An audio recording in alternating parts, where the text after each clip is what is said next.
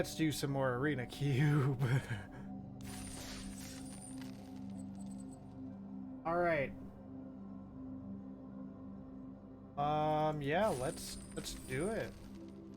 Let's jump in this. Oh, jeez, there's only two of us in here. I hope I can find other people to do the cube with. Um, excuse me. Yeah, I'm super excited. I did a cube draft last night, and I got 7 wins, so that was fun. I want to see how we can do today, so let's see what we got. Well, pack 1. So the only mythic we have is Agadeem's Awakening, which is a really good card. But, like, you need a lot of mana to get it working. Something you don't need a lot of mana to get working is Bolas's Citadel, which I think I might take. Other notable cards in the pack. Soulscar Mage is hot. It's a really, really strong card. Lightning Helix is also very strong. Enclave Tribunal is fine. I like this card, but probably not like crazy good. Dramoka's Command is a very good card. This is good. And Burial Rites is good. And I guess this is fine. So, yeah, we'll go with the Bolas's Citadel. See where this gets us. Alright, next pack. Ooh, I want to play Scarab God. I really want to play Scarab God. This pack has a lot... Holy moly, this pack has a lot of good stuff. Okay, so... Seagate Restoration. Really good. Sphinx's Revelation. Really good. Scarab God, of course. Very, very good. This card kind of rocked me a little bit last night.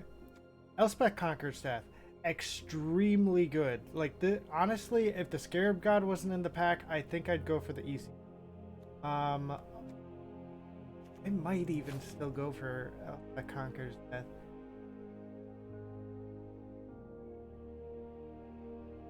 Scarab God is just so good because you can do target creature from a graveyard. Any graveyard. There's also Disallow, Thief of Sanity, and Luris. Yeah, this and Incubation Drip. This freaking pack slaps, dude. Alright, we'll take the Scarab God, see what we come up on. Alright, so God Pharaoh's Gift ended up being crazy last night in my in the Arena Cube that I did last night. So I'm like leaning towards that, though there are some other good things in here. There's a Dryad of the Elysian Grove, which is very strong. It is basically a Chromatic Lantern plus ramp all on a creature. There's also Golos. Golos is actually probably stronger than the Dryad. It ramps you, finding whatever land you want, and it's got that ability. Yeah, let's go with the Golos here. Alright. Next pack. Garnheim Unleashed. Oh. Okay, the Trespasser is pretty aggressively costed, which is nice. There's a couple of duels here. Morbid Opportunist, not bad. Draw you some cards. Let's go with the Shipwreck Marsh. It's a good duel for us. Alright. Here, there's Ayara. Ayara is really strong. Inscription of Ruin. I mean, that's not a bad inscription. The inscriptions usually cost a bit too much mana, but that one's not terrible. Timeless Witness is also really strong. Glasspool Mimic is fun. I want to go with Suspicious Stowaway, though. Yeah. If we can wheel Ayara in that pack, I'm gonna be happy. Alright, so this pack has Fatal Push. It has Chart a Course, which is good. Key to the Archive is actually a very good card. I've enjoyed playing with that. It has Siphon Insight, which is a good card. Priest of Fellrights is pretty good as well, and Gutter Bones is strong. So we'll likely be getting something good dealing in that pack. Alright, Crypt Breaker, what does this do? Oh, that's kind of cool. I like the Crypt Breaker. Let's go with the Temple, though. Kind of fix our mana a little bit here. Yep, let's take the Clearwater Path. This is also very, very strong. I played with that. Actually, I played with that in a commander deck that I just made. Yeah, it's a super strong card. Okay, so this was our pack originally. We wheeled Agadeem's Awakening, Sign in Blood. Jamoka's Command is good. Unburial Rites is pretty good. Let's go with the Agadeem's Awakening. I like the fact that it's a land, potentially, as well. Oh my gosh. Seagate Restoration, Sphinx's Revelation, Doom Necromancer is fine, I guess. But also Luris?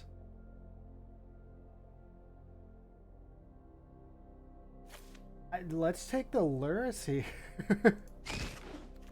That card is nutty. Okay, I mean, we could take a Stone Coil Serpent. I guess the only other thing we'd be interested in would maybe be the Supreme Will. Which isn't bad, but let's take the Serpent. Alright, Augur Bolas. This thing, or Spectral Sailor. I think I'll take the Sailor here. I like that it has that draw cards ability. And it's just a creature. We're a little low on creatures. Plus, with Luris, we can recast that. So, and we can get it back with Agadeem's Awakening. It can be a 1-drop. So Chromatic Orrery is fun. But let's take the Woodland Cemetery here. In case we want to splash green. Right now, we're not looking to splash green, really. But it might happen. Hey, that makes it easier as well. Alright.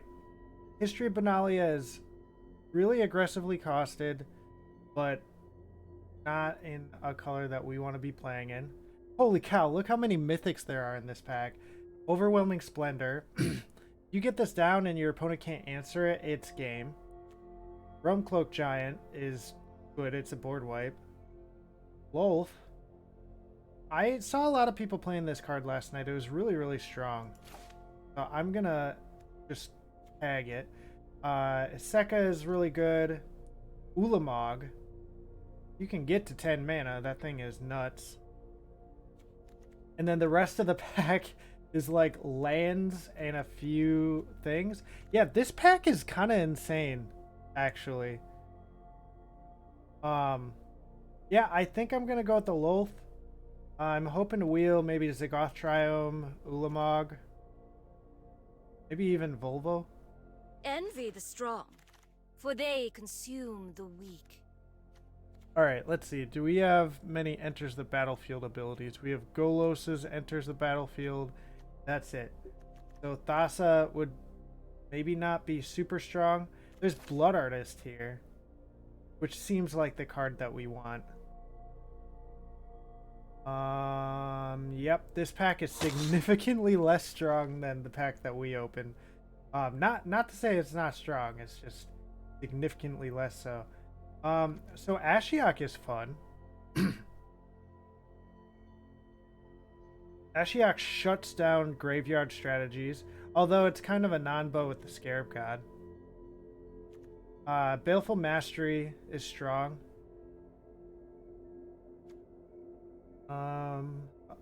Otherwise, there's a lot of white. we might be able to wheel the Ashiok. Let's take the Baleful Mastery. This removal is going to be useful. Alright. This pack. Well, Murderous Rider. That's the card we want. This pack. We have more fixing if we wanted to go green, but we haven't taken any green cards yet, so I'm not sure that's going to happen. There is a Woestrider, which is actually a really, really good card.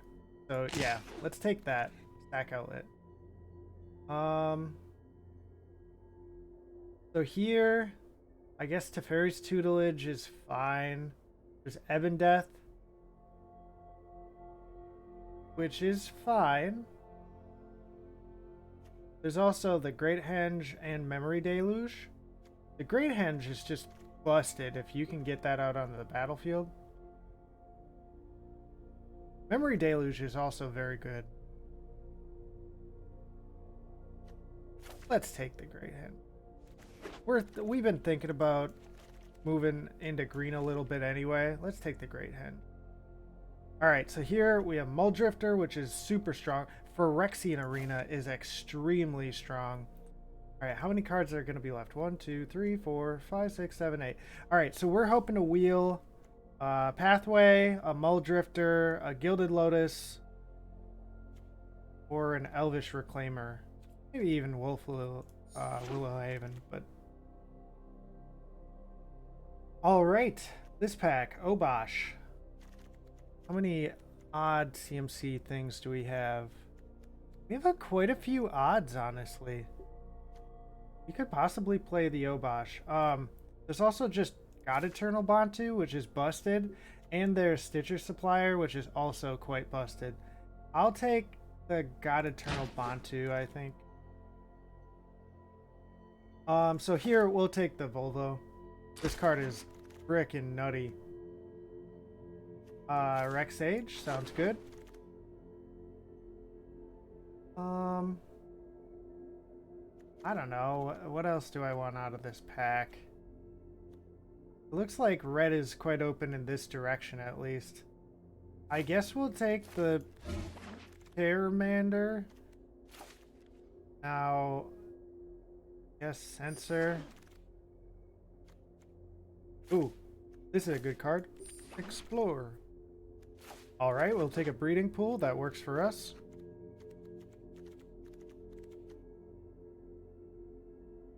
Come on, last pack. We haven't taken a look at our draft pot at all. We have Steesan.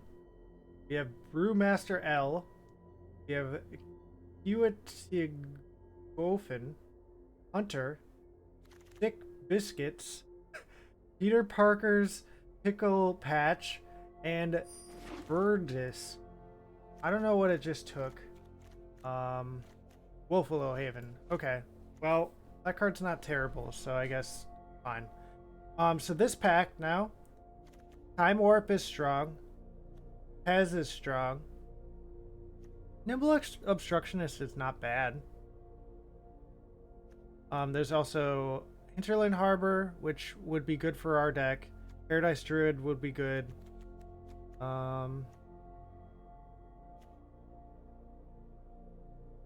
Guess we're not playing like a ton of artifacts. But Tez doesn't care super much about artifacts. Yeah, let's just take the Tez here. Sends his regards. Alright, what do we got here? Well, Llanowar Visionary is extremely strong, as is Word Sword Tooth. Finale of Devastation is nutty. Lily is nutty. I guess maybe not nutty, per se.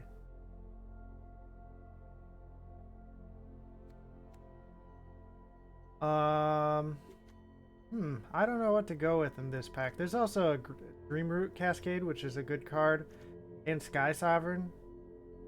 I love this card. Let's go with the Finale. I think there's enough good stuff in the pack that we'll probably wheel something. So here, Cold Steel Heart is what I'm leaning towards initially. Heroic Intervention is good. The Royal is fine. Patient Rebuilding. I guess that's like fine with our Scarab God plan, but I don't know. There's Chandra. There's a lot of red in this pack. Yeah, I think we'll just go Cold Steel Heart. That card's probably the best thing for us. So here we have a duel. We have Blood for Bones, which is not bad. Valky's fine. Valky's pretty good, actually. Delumgar's Command. That's not bad. Let's go with the dual land, though. It'll fix our colors a little better. Excuse me. We have a Blooming Marsh here, which is good. Erebos Intervention is good. How are we doing on creatures, by the way? 12? We're a little low on creatures.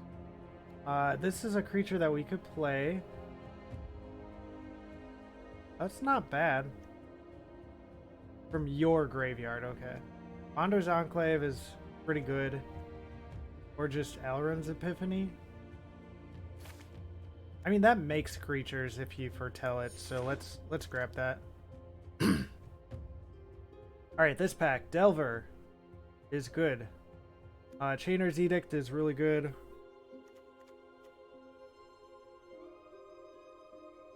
The beginning of your end step, choose a card type, then reveal the top 2 cards. Okay, I think I like this Elrond. Alright, what do we got here? We have Ketria Triome, which is a tapped land that adds 2 of our colors. Commit to Memory is quite good. Mind Flare. I'm gonna take the Mind Flare here. Like, if it becomes their #1 target after you've played it. But, if they can't deal with it, you just take their biggest thing, and you get a 3/3.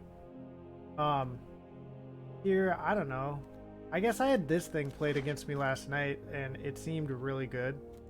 Alright. So, Nimble Obstructionist is good, but let's take the Hinterland Harbor. We'll take the Dreamroot Cascade here. Fix our colors a little better. I don't know. Not gonna play any of these. Guess we'll take a Steam Vents. Again, we're probably not gonna play any of these. I don't know. I'll take this. Ooh, Blooming Marsh. Ooh, or Bonder's Enclave. Let's go with the Blooming Marsh. Delver we might play, maybe. Okay.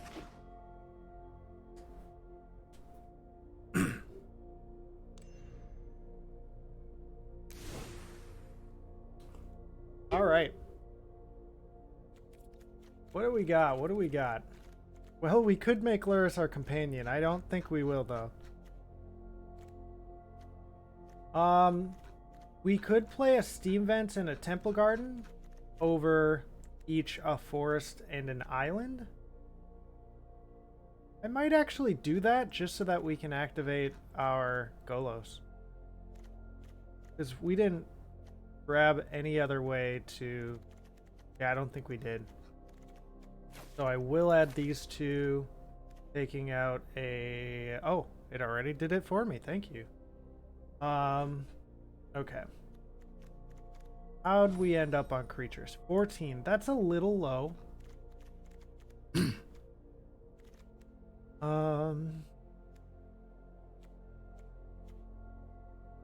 We could probably cut the Explorer.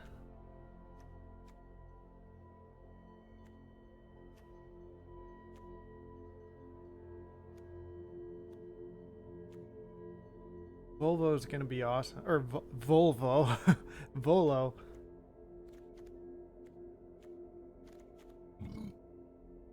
Yeah, I think we're a little low on creatures, but we have a lot of ways to make creatures. Like, this, I guess, makes a creature technically, but that's not what I'm talking about. Let's see here. Well, this steals a creature. This makes creatures.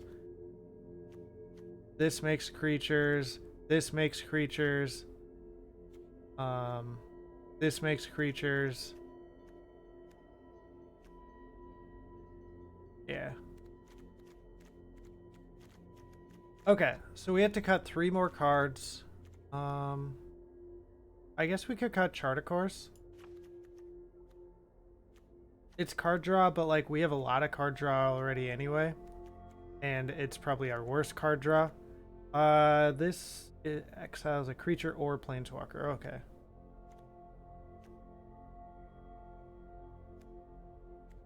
I mean, we do have the Murderous Rider. So maybe we could cut the Baleful Mastery. I don't know. That feels kind of bad.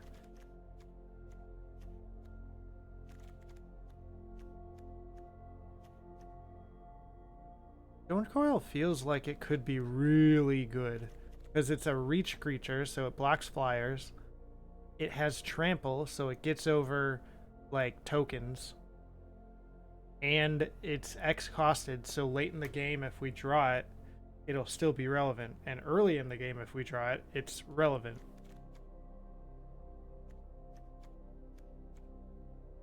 Oh, we do have the Agadeem's Awakening, actually, which is a flip land. So we could maybe cut a land. Cut a swamp.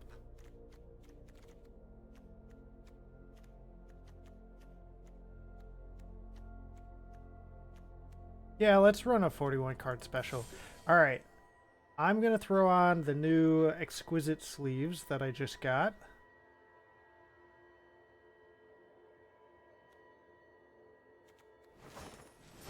They are? Alright. And let's run it. Wait, hold on. We want to play Cosmo Elixir.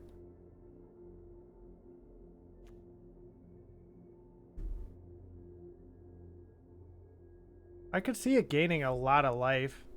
And it scries you into something relevant when you're behind. And then if you're ahead, you start drawing cards. I mean, yeah, it seems quite good. What would we cut for it, though?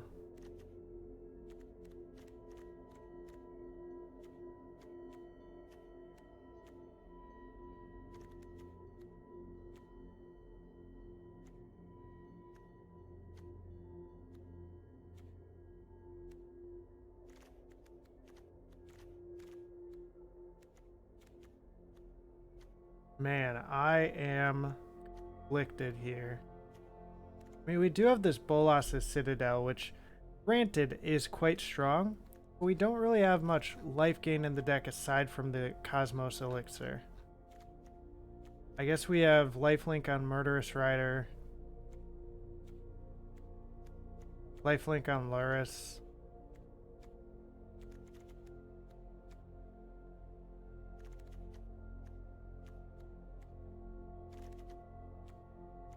Yeah, so maybe we get rid of the Citadel.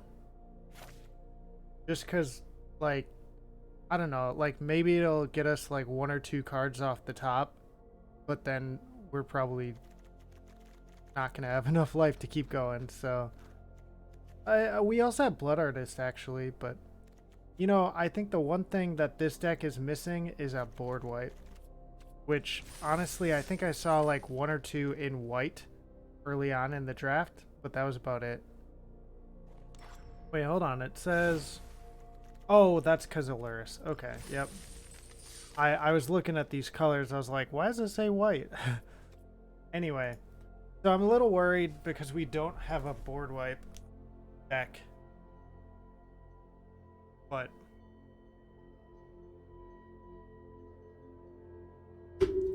Well, let's try it out.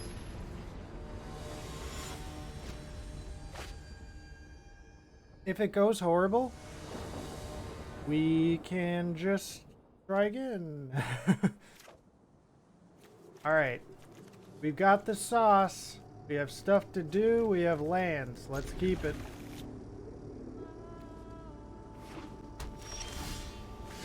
Hey, that's a scry land. I don't think we really need more mana here.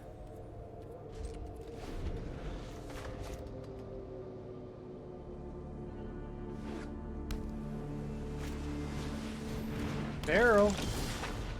Ah. We plan on countering stuff. Ooh, I say.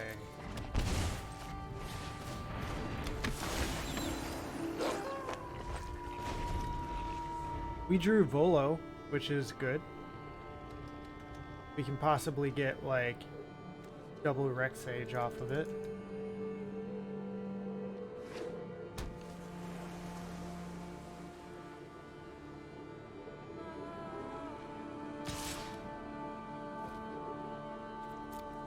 No blocks.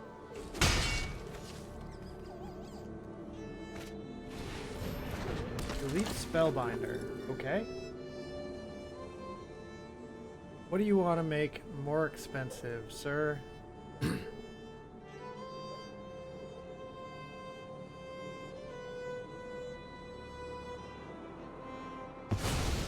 They make Rex Sage more expensive.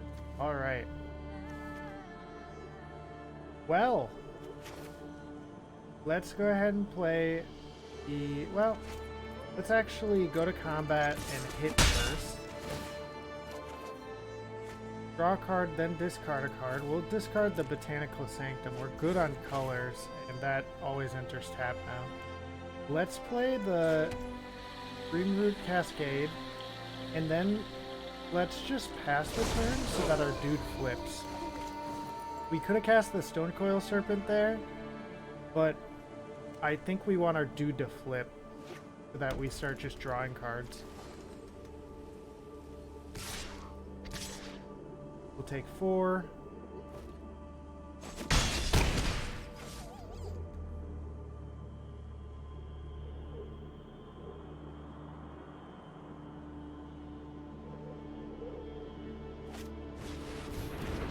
Alright, Soul Herder.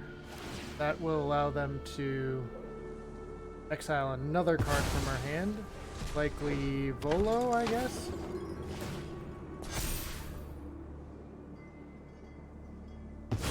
Oh, they're going Stonecoil, okay?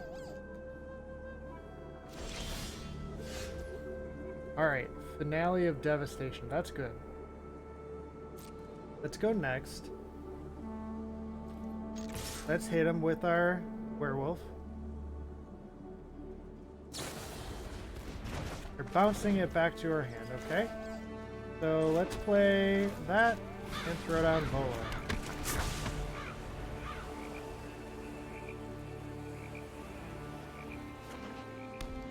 Guessing they're not going to attack into Volo with the Soul Herder, yeah. So. Ooh, Cloudbreath Blazer.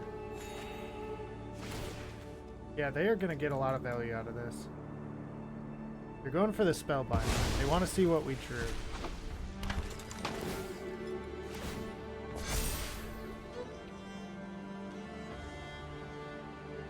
Well, now they've seen the Finale of Devastation. They take our smaller thing. Okay. We drew a Baleful Mastery.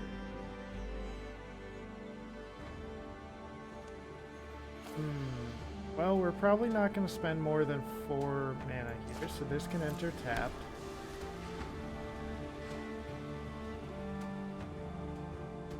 I think we Baleful Mastery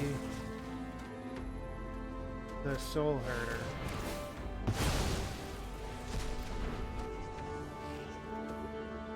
And then pass the turn.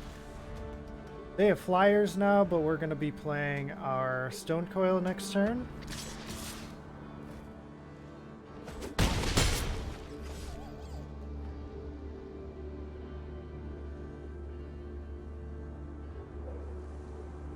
We could also Finale of Devastation for something. I don't know what's in our deck that would handle this situation.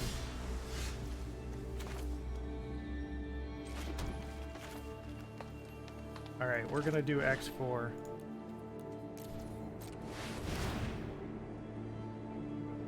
I wonder when it copies it. Yep, X is still 4. Awesome.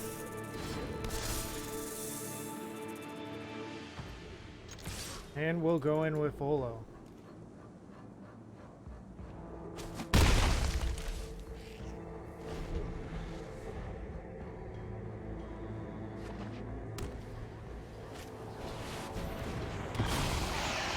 Elishnorn? Well, that's not good.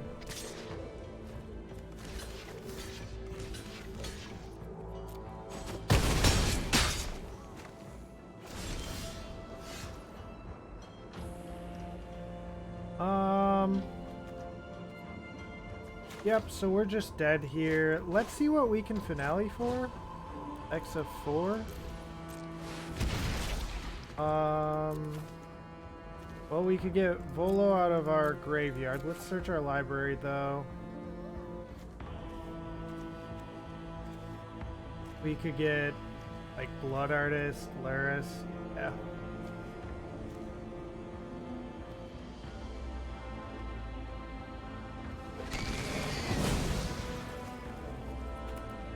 Now we just concede. Yep. Literally anything we would have gotten there would have died because the Elishnorn. Yeah, that was a beating. Their deck had a lot of synergy going on. Our deck was trying to synergize, but it just was not keeping up with theirs. I am happy that they didn't counter any of my stuff, though. This looks fine. We can keep this.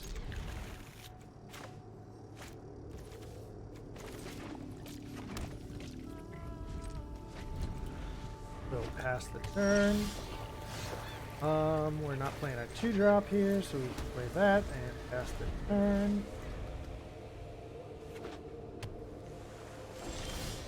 Blue white again. Alright, let's play this.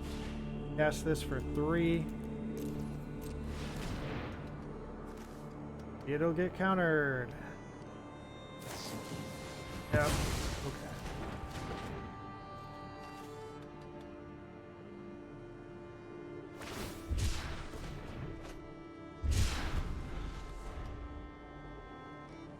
Alright. Well, next turn we're looking to put down the Cosmos Elixir.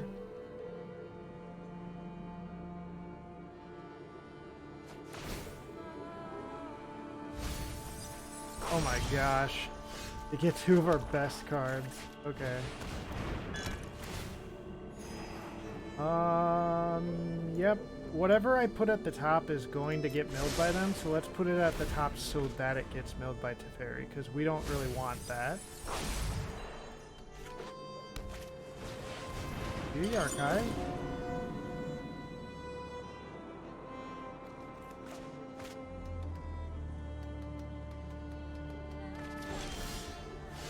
Hey, Hinterland Harbor.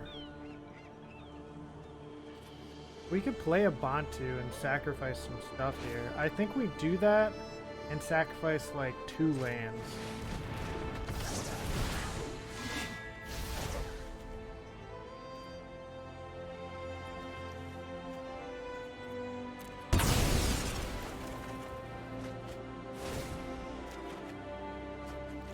Right.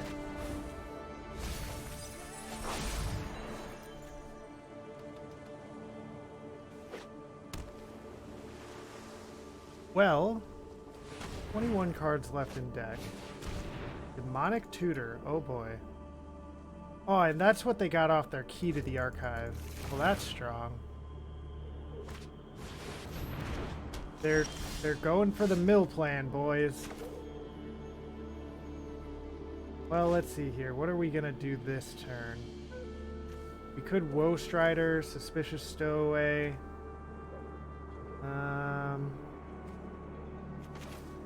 Yeah, I think I'm going to Temple Garden tapped. Woe Strider. Then hit with the Bantu.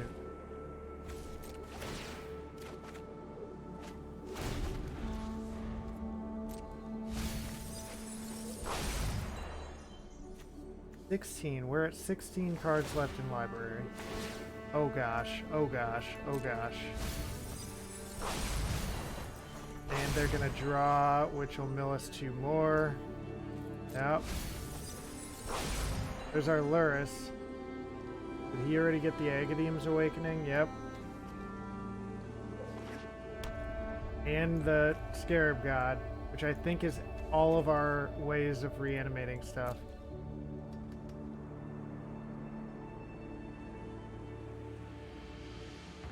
Well, do we have any ways out of this? Depends on how many cards they draw this turn.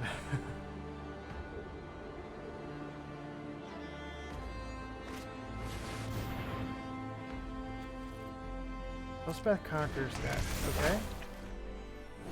Getting the Bantu. So I'm going to respond to that by sacrificing Bantu so that I get the Scry.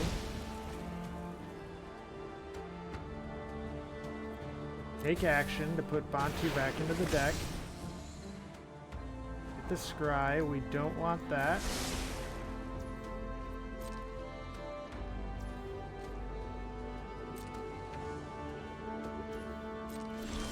Alright.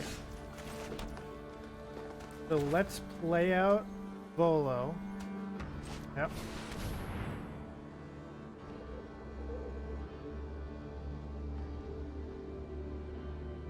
They have a counterspell? They sure do. Alright, well, we'll let that resolve. Then we're gonna go to combat, swing for 3. And now let's sacrifice our goat. Get our goat. Bantu's fine where it is. Let's fatal push. Oops. That has to target a creature.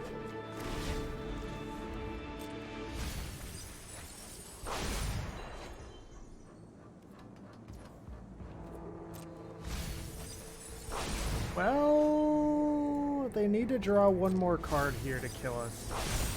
Otherwise we die on our end step.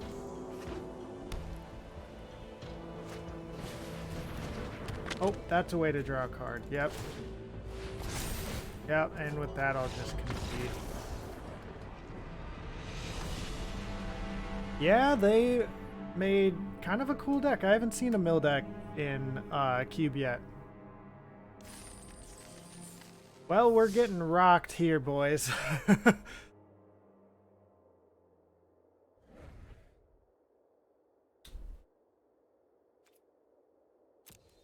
System maintenance. What? What do you mean system maintenance? This hand is fine. We need to find a blue source, but we have Golos for that.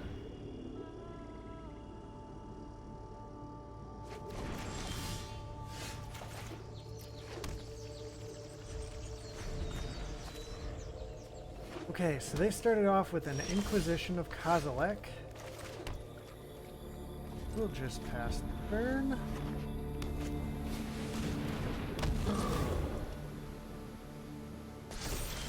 They get first strike. Okay. Yeah, let's play our Snaky out.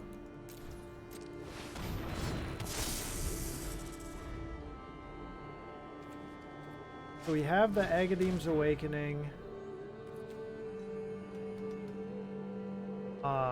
which can act as another land to help us get to 5.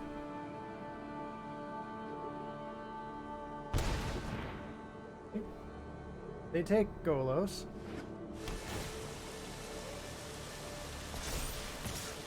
They get Vigilance. Well, not gonna block a first striker. Hey! Okay, so play Agadeem's Awakening as a land. Play Rexage. Blow up Yathang. Take action. And now hit you for 3. Let's go, baby.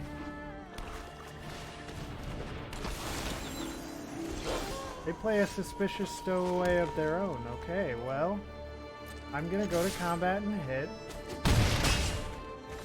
And now I'll play out God Eternal Bantu, who's gonna sacrifice the Reclamation Sage and a Forest. Yep. To draw 2. And we did find ourselves Dream Cascade. They get a Valkyrie. Okay. They take Scarab God.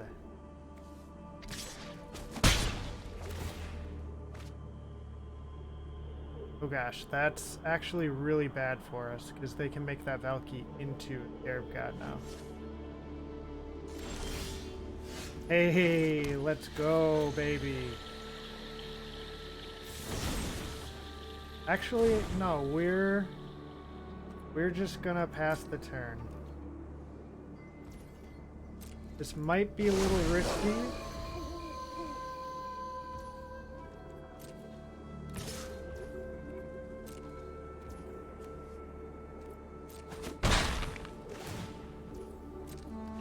Because it gives them more card draw to try and find a counter spell, but let's do it now.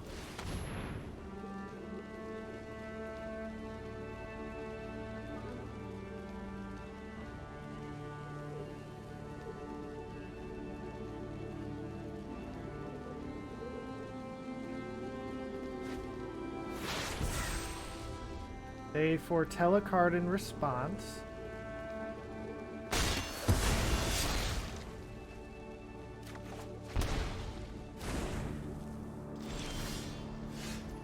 And then their guy goes down. Let's go.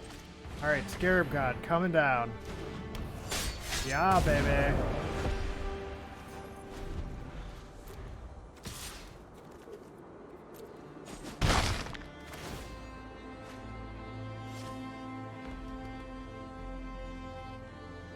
Now we can use, granted the Scarab God survives, we can use it to, oh, they killed it, but it'll return to our hand. Okay. Hey, that's actually great. That means we can go like this, and then like this. And then pass the turn. Rag Tusk, alright. Mechanical Sanctum. We could just use the Scarab God to get something back.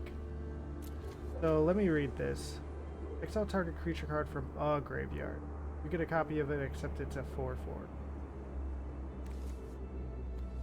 So I could get a copy of their Suspicious Stowaway, I could get a copy of their Valky. I think what I'm gonna do is put a stop here. Now pass the turn.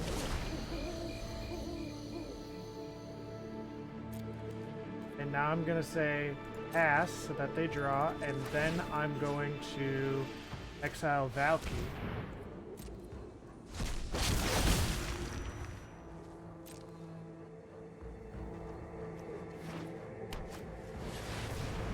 Okay.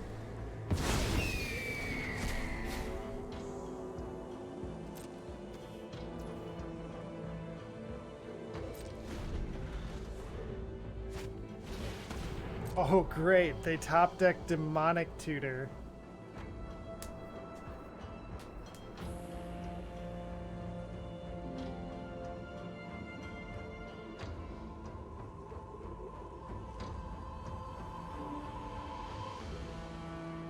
At least we can see that Languish in their hand, which right now probably benefits us more than them.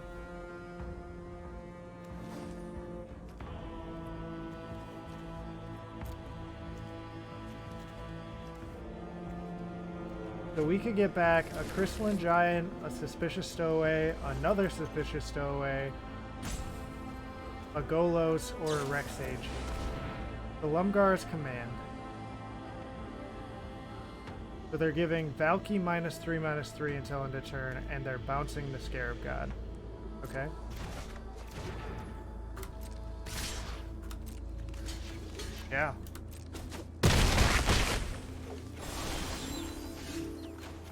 Play out our Blooming Marsh. Let's see here. If we play this, we can only play one spell.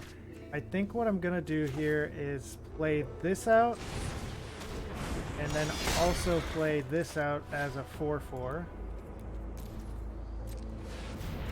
So that now we have two blockers, one of which has lifelink, and if they want to languish here, it'll wipe the whole board.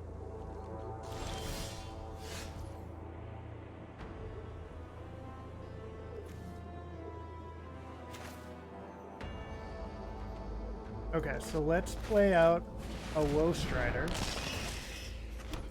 And then we'll play out the Scarab God. And then we're gonna pass the turn. They still have that Languish, which could take out 4 of our creatures, but... Alright, let's sacrifice the goat. Get our goat. Hey, that's a card you want to see.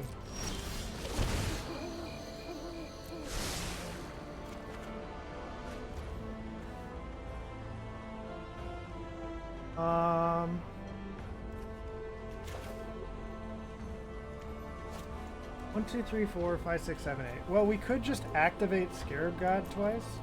I think that's what we're gonna do. We'll get a Suspicious Stowaway. And then we will foretell this.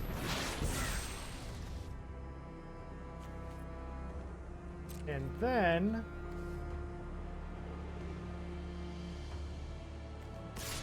we'll go in with the Woe Strider.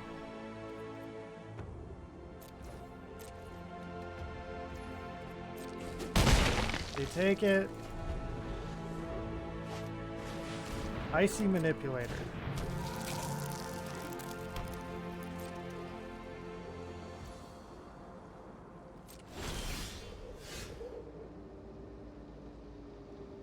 Each opponent loses X life and you scry X. Okay. Well, we don't want to land. Tezzeret would be good to make Thopters with, but I think we can probably bottom that. Spectral Sailor is fine. That's a flying blocker.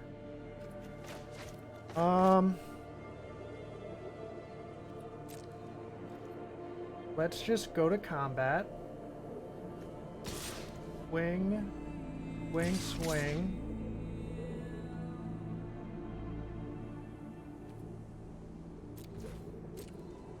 They can't block the Suspicious Stowaway. Alright, so they're just dead here. Doesn't matter what we draw, we'll discard... Oh, we'll discard... Oh, Alrund. Now... Oh, Alrund's a... Yeah. We won one! Yeah!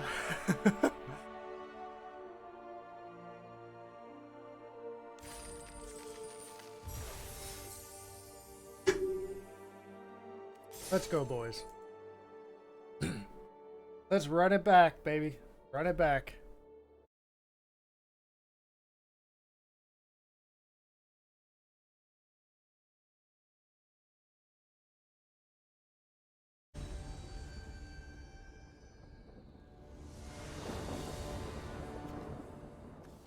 Okay, I like this hand. Let's keep this hand. We have a lot of stuff to do. Okay, let's start out with a Swamp. I guess actually we could have started out with the Clearwater Pass so that we could play the Spectral Sailor. That was maybe a mistake.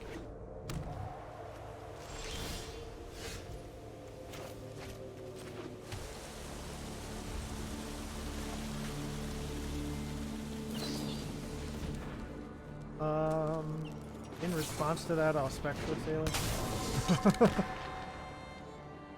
But you can't frickin' force spike me, you jerk. Blue deck jerk. We're playing the blue deck too.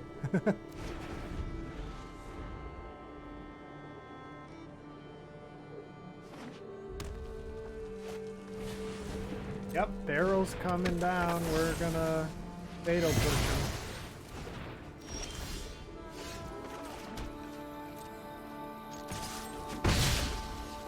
And then let's get down our Wolf Strider.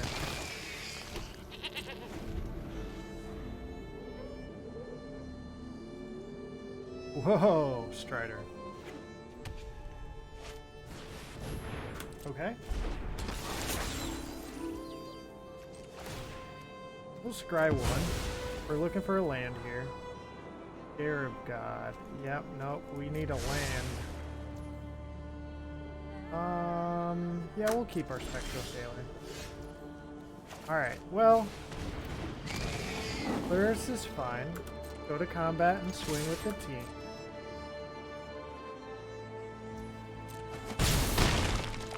And then pass the turn.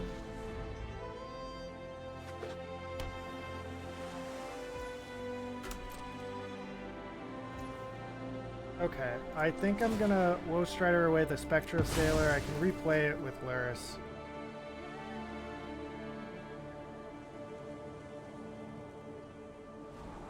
That's good.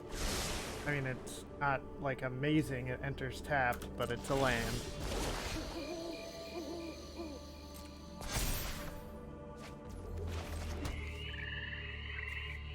Let's see here. Once during each of your turns.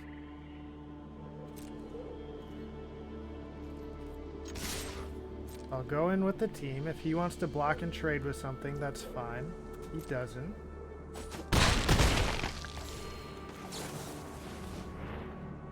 Spectral Sailor will come down.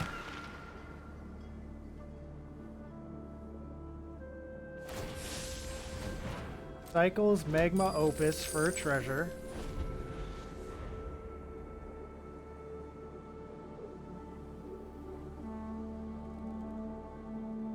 Kind of looks like we're both struggling with mana a little bit. I mean, I missed a land drop on turn 4. And I hit it on turn 5, but it was a tapped land. Hey, that's kind of funny. I hope I draw a blue source so that I can play the same creature next turn. I learned a few tricks on Kaladesh.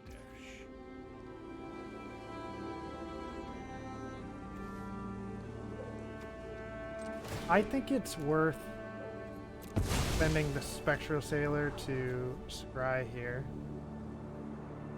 We're really looking for a land.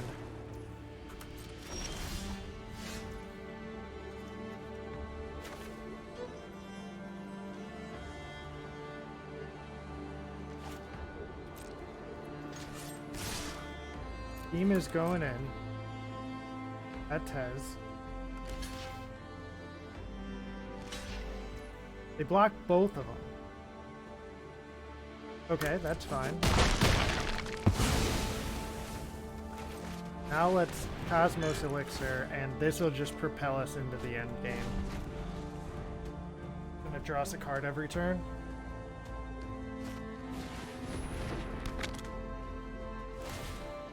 I know what must be done. They draw one card with Tezzeret. They have 3 open blue sources.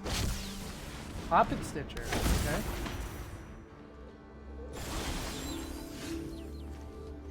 So we'll play this thing. And then play a Tezzeret of our own.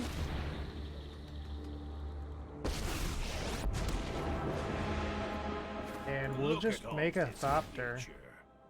Silent, obedient perfection. We have 3 cards in our graveyard. It costs 4 cards to escape this.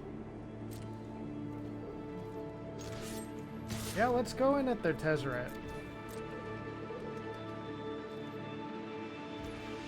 They don't block. Try that again. Draw a card. They'll scry in response.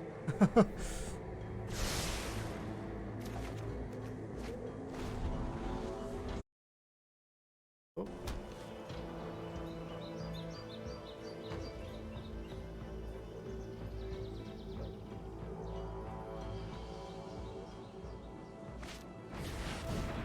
Chandra, well, that's not something you want.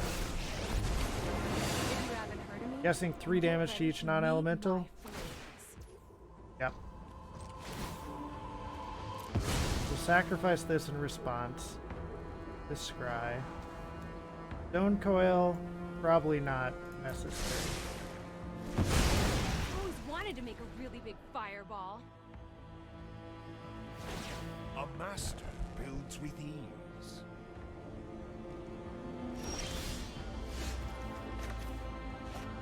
Okay, so what are we doing this turn? Well, we're gonna plus our Tezzeret. It is the ideal subordinate. I think we cast this, destroy their Maze Mine Tome.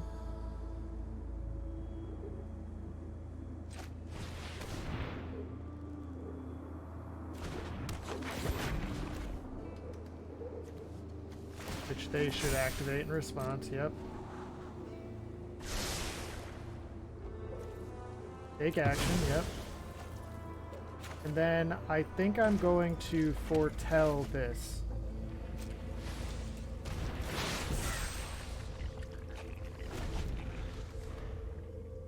And the reason I want to foretell it is because, the reason I want to foretell it, the reason I want to do that rather than play the Suspicious Stowaway is because otherwise Chandra could just -3 looks again. Like someone's getting a little sweaty. Alright, we take 1. That's another land. Not the end of the world, though.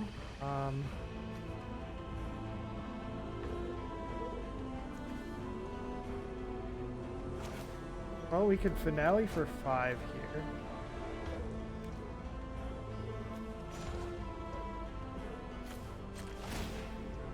Let's plus our Tez. I made you a gift. And then, yeah, let's finale for 5 for a Scarab God.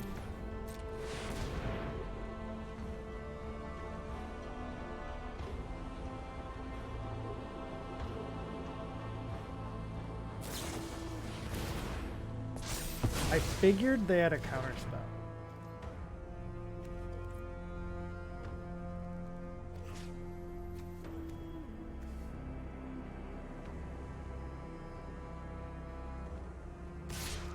Yeah, let's swing at their Tezzeret.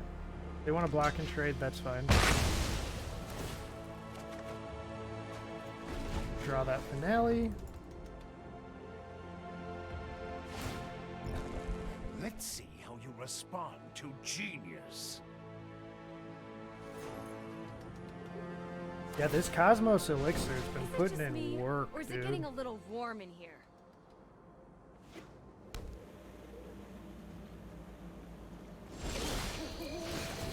I don't like the fact that they just keep on doing nothing on their turn.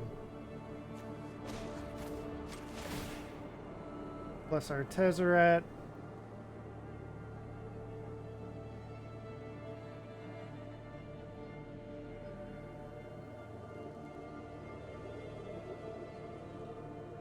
My device is finished, as are you.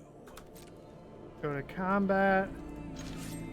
Swing both at your Tezzeret.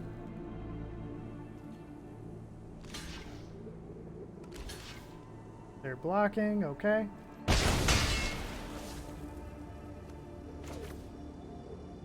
Then let's play this tap. And then play Alrund's Epiphany.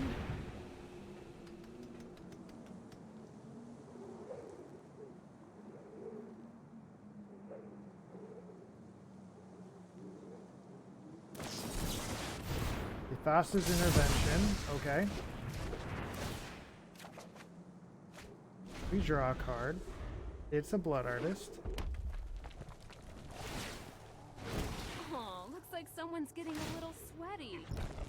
I learned a few tricks on Kaladesh. Okay, we'll block.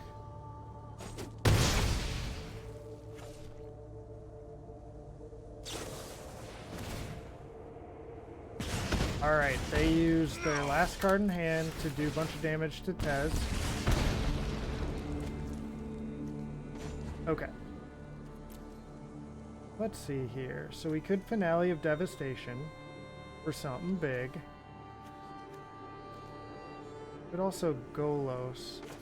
We're actually super close to being able to use Golos.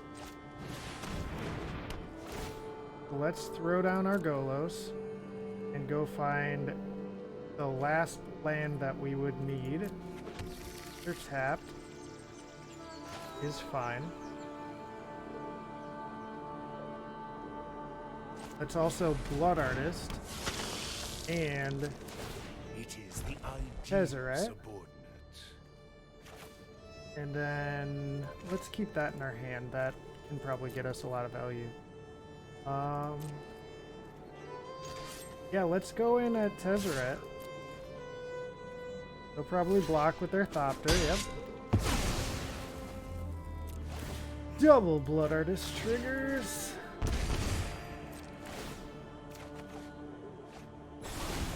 Nice, I drew a Bantu.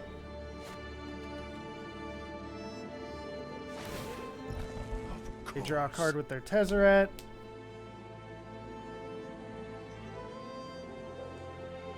They could use Chandra to take out our Golos, but if they don't, we're gonna get a lot of value.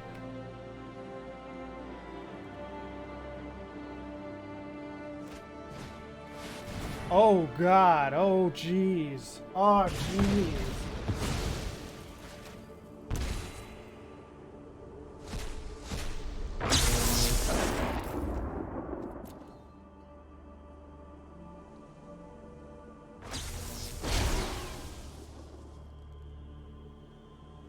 Oh no. This is bad. This is really bad.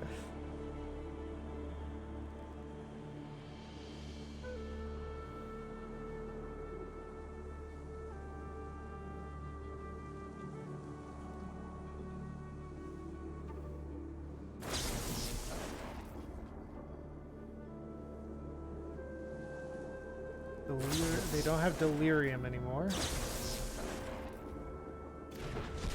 Thassa's intervention did nothing.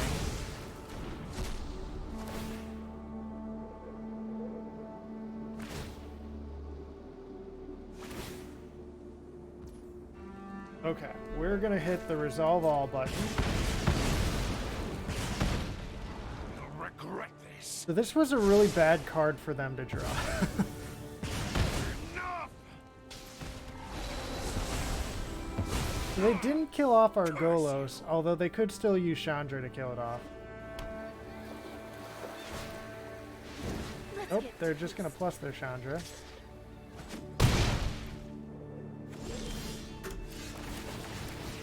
Okay, yep, all of these resolve. Let's see here.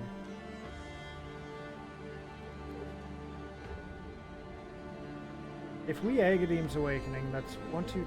1, 2, 3, 4, 5, 6. So we could put any number of target creature cards that each have a different mana value, X or less. So we could do Blood Artist, Reclamation Sage, Ghost Rider, Luris, Spectral Sailor. That's probably not good enough.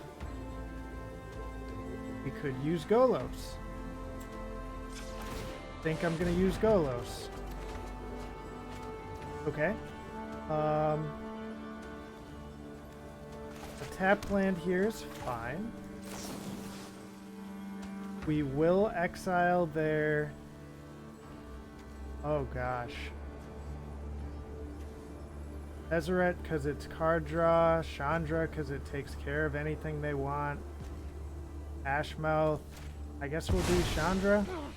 Reduced to embers. And then we'll play Suspicious Stowaway. And then not attack. And we will scry that to the bottom.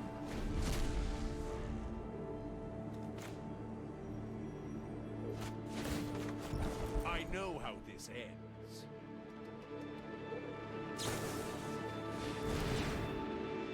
Delundi Vision. Yep.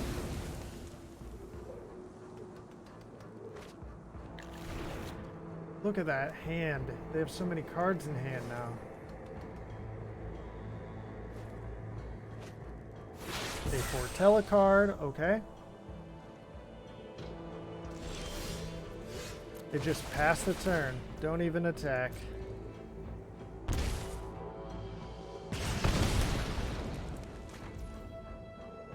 We draw probably the worst thing we could have. Go, Los. Go. Los.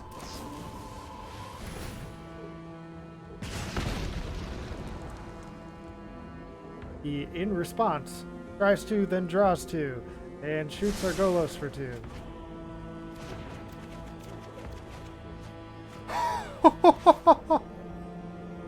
Oh, baby!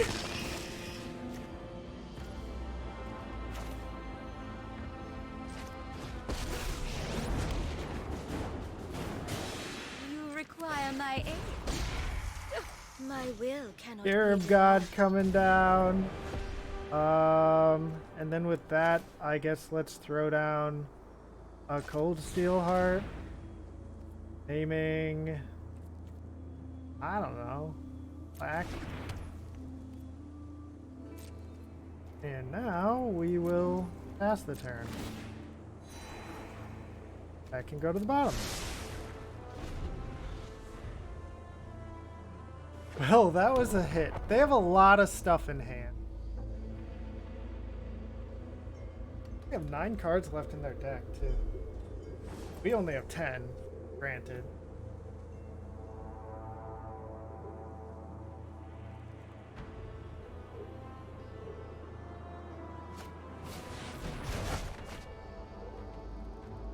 Okay, they return a bunch of stuff to our hand.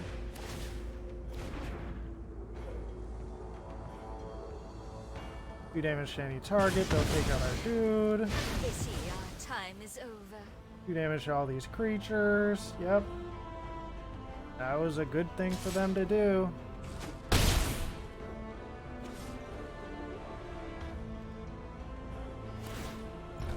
You're still one step behind.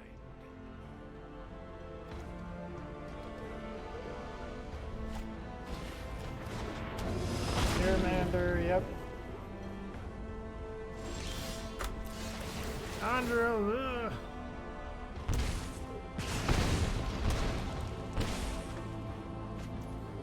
Murderous Rider, okay.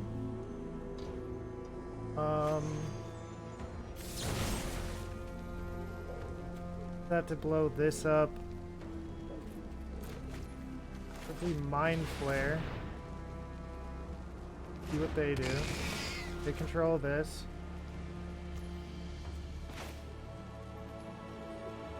Could hold up the Murderous Rider.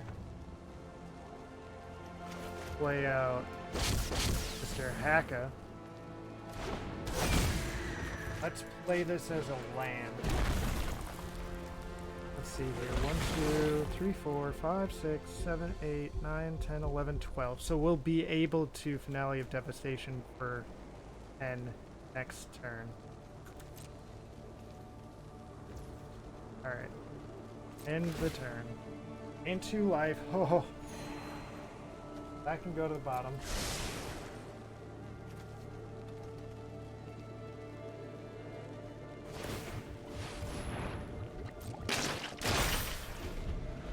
Okay.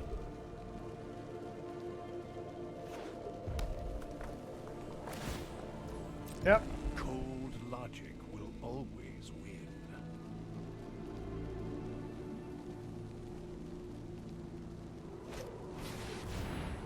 Vanquish the Horde.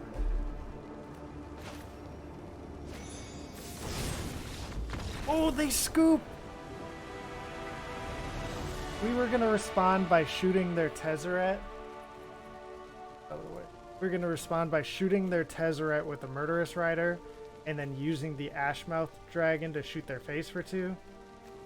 And then the whole board was gonna die.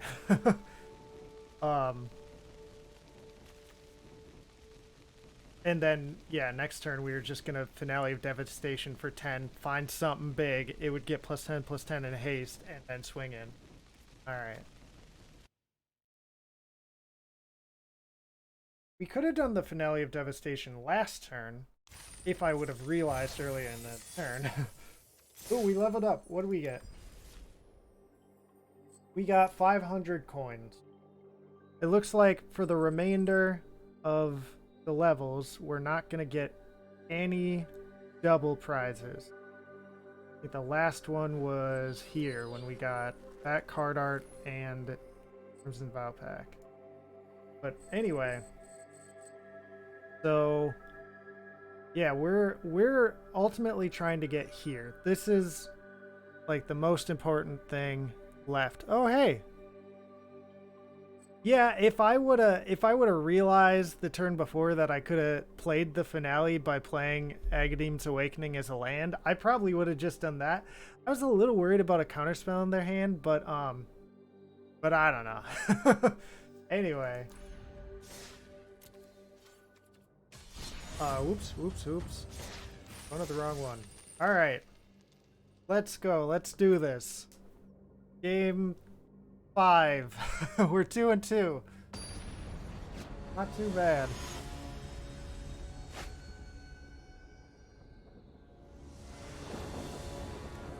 All right. How's this looking?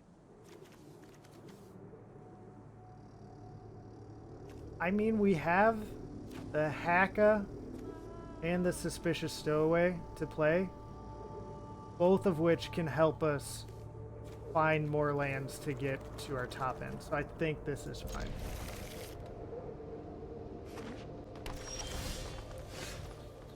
All right, we'll start off with a Hinterland Harbor.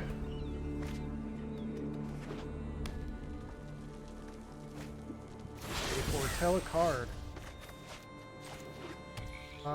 We'll play the Stowaway first. If they don't do anything on their turn, then it'll just start drawing us cards. Yeah, kind of slow, yeah, but our opponents had a quite slow start as well, so fine. Rishkar with only one creature on the board. That's not optimal. Hey, we found a land. I'm actually going to hit with the Suspicious Stowaway first, so that we can potentially find... Alright, we'll toss the Rex Sage here. I was hoping to find a black source, but this is fine. With that Rex Sage in the graveyard, we could, if we need to, get it back with the Finale of Devastation. This card is just so nutty. I love this card.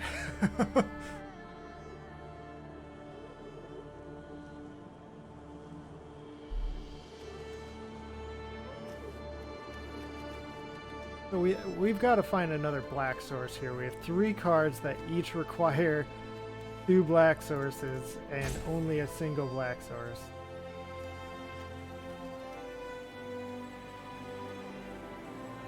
We got a ton of them in the deck, so we find one more. Oh, you have a foil Finale of Devastation in your commander deck. That's awesome. Ooh. I like this card. It did so much work last game. Alright, well, let's see here. Let's just go in with the Stowaway.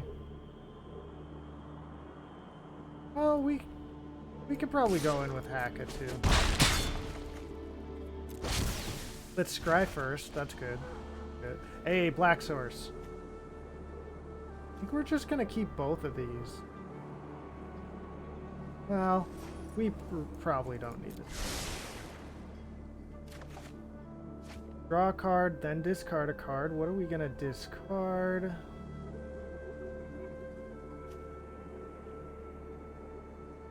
Maybe Bantu. Again, we could get it back with the Finale, or potentially with something else later on down the line. Yeah, let's play this. Agadeem's Awakening. Well, that costs triple black if we want to play it, but it would allow us to get multiple creatures back from our graveyard. Yeah, that feels like the kind of card that we would need really late in the game. Oh, dude, that's a sweet card. You get 2 elephants?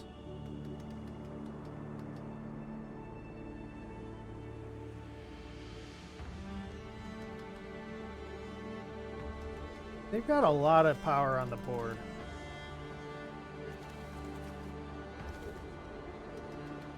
I mean, we're probably fine, though. Next turn, we're going to play our Lolth? I can never pronounce this card. Lolth?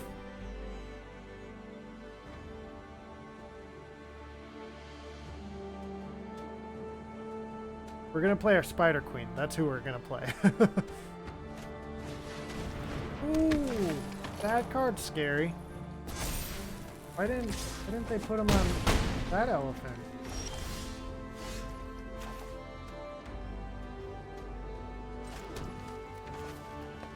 Alright, so yep, we definitely play our wolf.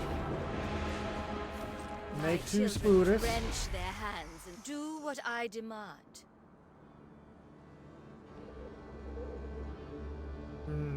Do I swing in with ya boy? We'll keep him back as a blocker. Stone Coil can go to the bottom.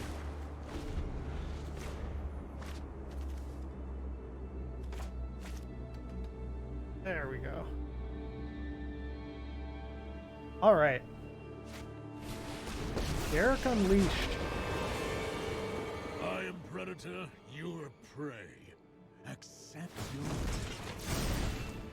out of us. +3/+3 and trample to Alana and Elena. That's bad, because now that's gonna give 5 +1/+1 counters to something.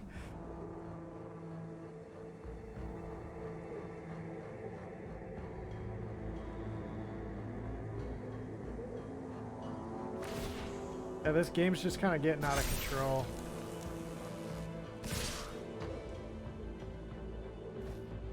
Bro, they're just going face. Well, we'll block like this and take 5.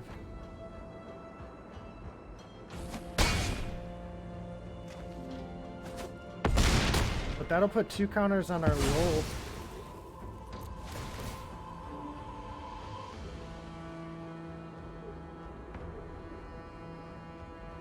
They clearly have something they can play.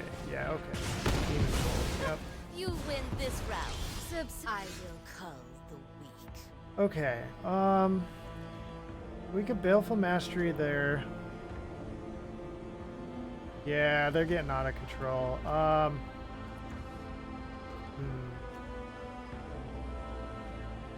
How do we get out of this?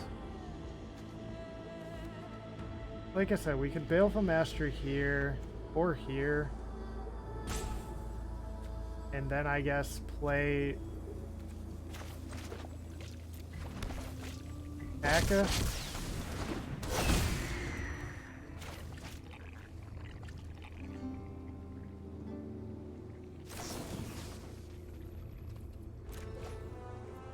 Here's what we're gonna do. That's an instant. We're gonna wait until their turn. Fatal Push. That's actually great. Let's keep that. So we're gonna wait until he targets Helana and Elena with Garrick this turn. And then in response, we're gonna Baleful Mastery to exile Helana and Elena so that none of his creatures get trample and he won't be able to give the +1/+1 counters. Or he'll just do that. Okay, well then we'll let it resolve. Dare you to stop this?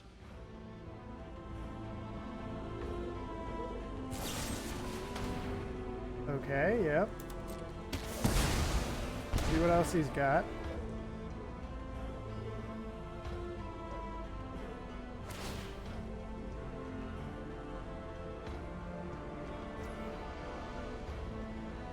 Okay, yep. 2 counters on Rishkar. So he doesn't have lethal because I can use this to exile his elephant. And then I can block one of the 5s. Technically, I wouldn't even need to block here, but I'm going to.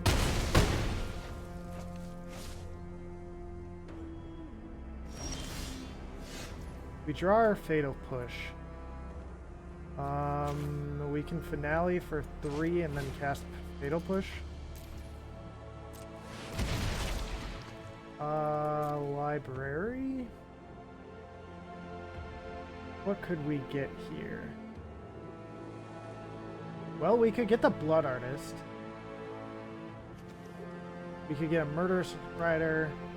Wolf Strider's 2 blockers. Yeah, I'm gonna get the Wolf Strider here. It's 2 blockers, and then it also turns on our Fatal Push.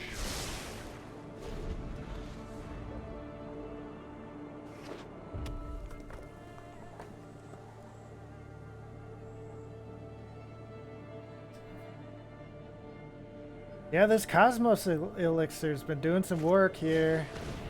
They're exiling an instant or sorcery from our graveyard. Yeah, that's just game. They're gonna get the thing that lets them exile something. They'll exile the Woe Strider.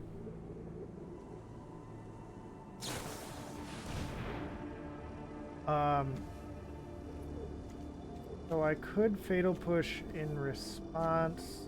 I think I'm just gonna let this resolve. I still want a blocker is the thing.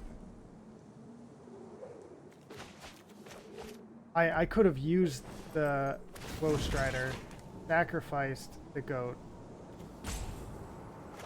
So I think what I'm gonna do here actually is Fatal Push that in response. Hey, we survive another turn.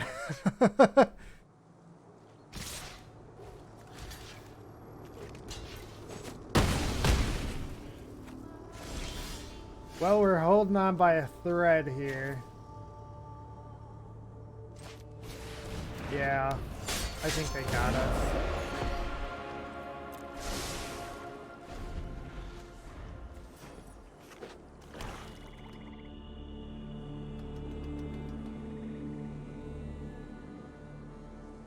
Yeah, I think it was the Helena and, or Helena and Alana, whatever. Helena and Elena? Yeah, that thing really got us. Yep, I mean, we'll die to first strike if we don't block there. It's fine. Yep. Anyway, that was a rough one, but I think that card is just so busted. Like, it's really good because it gives haste and the +1/+1s. Like, it's a really good card. All right, let's get our prizes here. We got Flood of Tears. Okay, whatever. A bunch of cards we already had. Sweet. Well, that's okay. Let's do another one. Okay.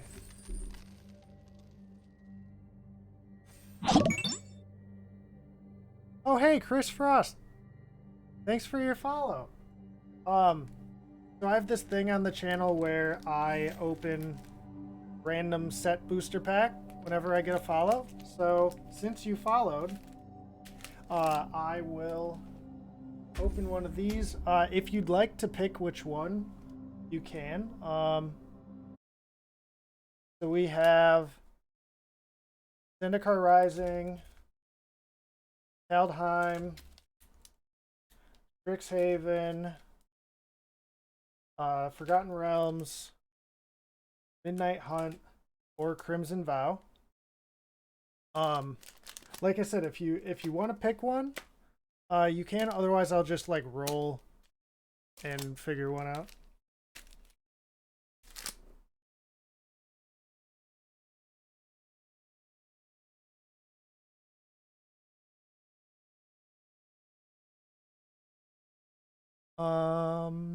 Okay. I'll go for Strixhaven then. I love Strixhaven. It's got the Mystical Archives in it. So we're still just waiting on this draft to start, so we can open in the meantime. Over here. Oh, draft is starting. We can back out of this table.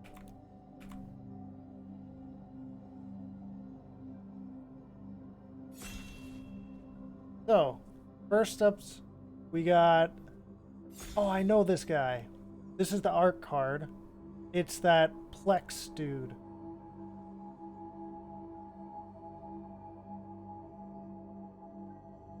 It is... Or Blex. Vexing Pest. Jeez Louise, that is a hard name to say. Alright, next up. We have an island. I don't know the order of these packs, so this might be a rare or something. Nope. We have environmental sciences, which that is hard to see.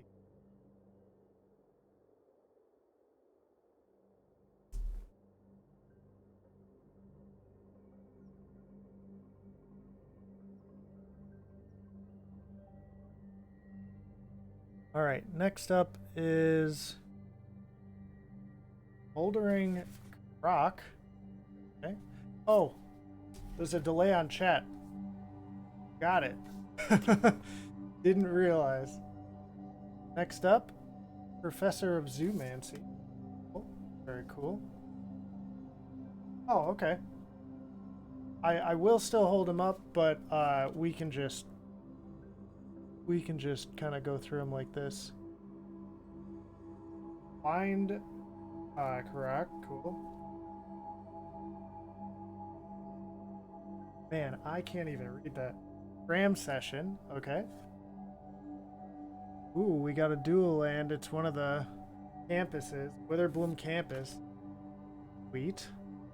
Next up, Mentor's Guidance. Ooh, baby. We got Shadrix. Shadrix Silverquill. Very cool. The two rares. Manifestation Sage. Very cool. And then this is our Mystical Archives card. We got a Defiant Strike. And then, oh, a foil Environmental Science. Oh, and hey, we got a list card. Shamble Shell. All right. That was an awesome pack, dude. We got so much sweet stuff. Holy moly. Very cool. All right. Well, thanks for the follow.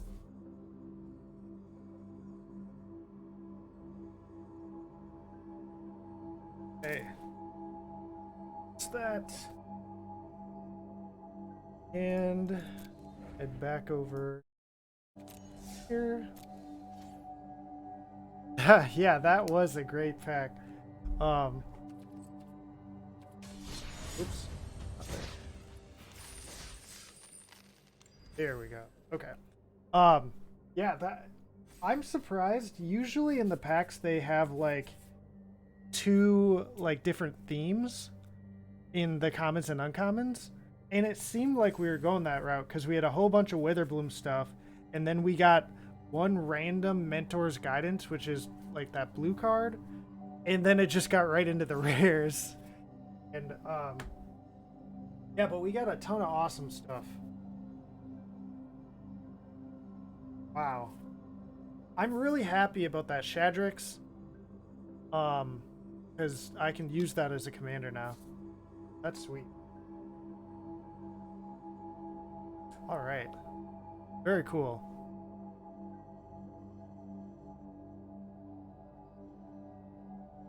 And we got this Shamble Shell list card. That's a sweet card. Shambling Shell. I like Shamble Shell better.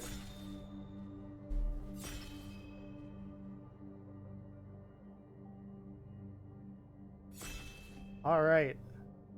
One more guy. Come on, guy.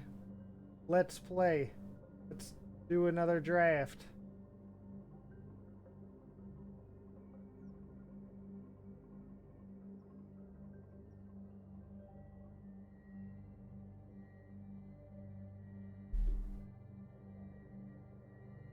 Yeah, maybe this guy is opening a pack of magic cards.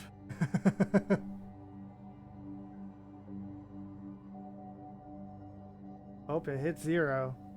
What's it like? Re-queue us when it hits 0, or? Yep. Oh, but we have... Okay. There we go.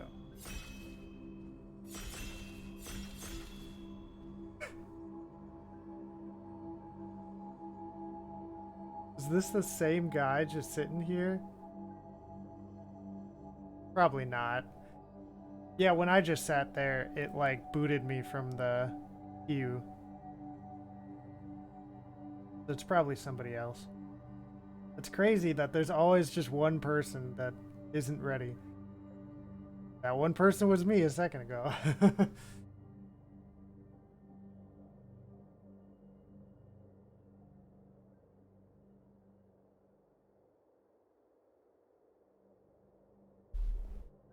Oh, man.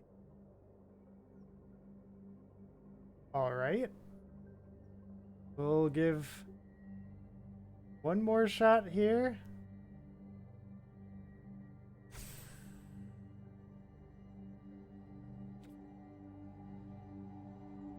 Finding a draft table.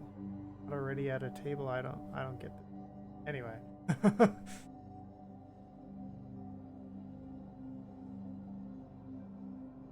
Yeah, I did a draft last night as well, and I ended up going green black with the draft last night, and I got like Phyrexian Obliterator, Finale of Devastation, Shieldred. Like I got a lot of really good stuff. Bolas's Citadel. It ended up being crazy. The deck was super strong. And I ended up going 7-2 with it, which I mean, once you hit 7 wins, like you're done. I definitely shouldn't have lost one of the games though. I just made a lot of play mistakes.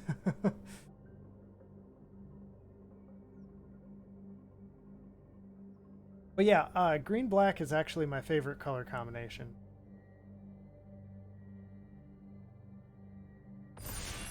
Oh, sweet.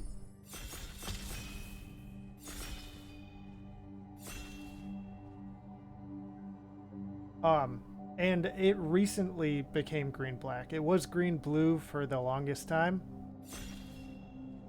Because blue used to be my favorite color in Magic, but recently I have been enjoying green. Okay. First pack. Unbreakable Formation is a fine card.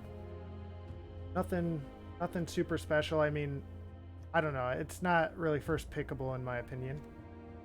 There's Commit, which, I mean, this card is really good.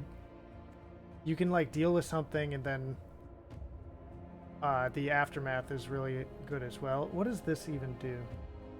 Oh, it can have Cascade, so it'll find you a 1 or a 0 drop. Okay. Double Vision, meh.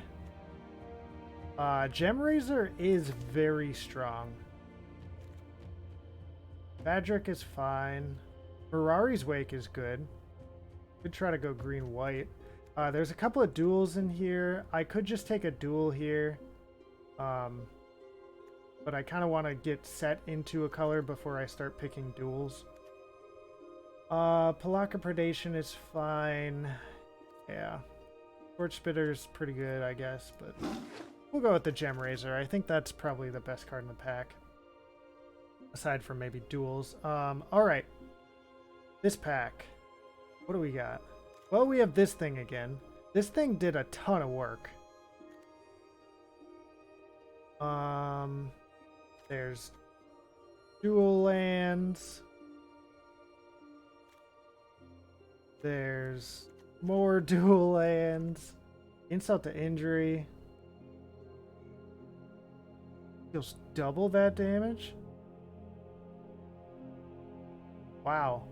Well, that's a decent burn spell. There's Realm Cloak Giant, which I really like that card. There's also like Rekindling Phoenix. We could try to go the aggro route. Or like Garruk is also quite aggro. Or there's Midnight Reaper. Maybe I'll pick the Midnight Reaper here. I love like graveyard shenanigans. Okay. So there's a Shadow Spear here, which this card is bonkers. Rekindling Phoenix is really good. You have a point there. I maybe should have grabbed that. It does seem like there's a decent amount of red coming our way. So Shadow Spear is here. Basri's Lieutenant is like a +1/+1 counter theme. Okay. There's also Forsaken Crossroads, which is kind of cool because it gives you a bit of an advantage if you were on the draw. But I'll go with the Shadow Spear. Okay, this pack. Elder Gargaroth is just a crazy card. I want to play that card. There's also Mangara, which can draw you a lot of cards. There's also Alice Blood Mage, which I kind of like. Scrap Heap Scrounger is good. Bonder's Enclave is good. Voracious Hydra is not bad, and Cloud Blazer is not bad. Yeah, let's go with the Elder Gargaroth here. Hopefully we can wheel like the Bonder's Enclave or something. Ooh.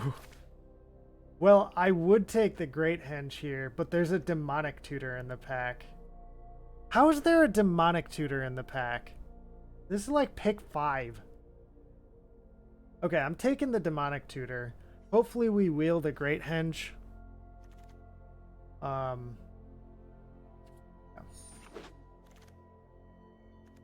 Green looks very open, and I'm happy about this. Let's take the Kogla. Well, Kogla is super strong, but so is Return of the Wild Speaker. I'll take the Kogla. That card is just hard to beat. Yeah, look how open green is. Alright, Primal Command. I like it. Vraska looks good. There's also Palladium Mirror, or just a duel, but we'll take the Vraska here. Hope you're ready. Red looks extremely open as well. We could consider flip-flopping a little bit into red.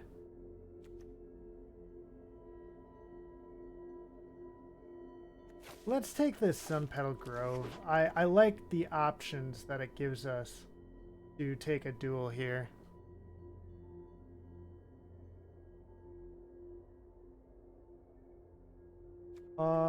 Let's see here. Insult to Injury is decent. Garrick, Garrick just like crushed us last game. Or last draft. So I'll take the Garrick here. What a great day. This card is really aggressive. I'm kind of surprised that nobody took it. I think I'll just take a...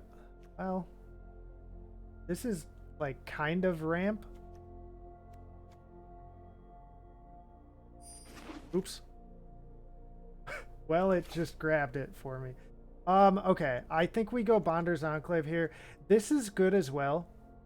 Makes 2 creatures or like draws you a card or something, but oh, there's a Mangara this late. That's kind of crazy, but let's take the Bonder's Enclave. That's going to be real good with our setup here. Oh boy. Yeah, I kind of wish I grabbed the elf there. I unfortunately didn't pick fast enough. Okay, we'll take the Return of the Wild Speaker, and that Disfigure's not bad.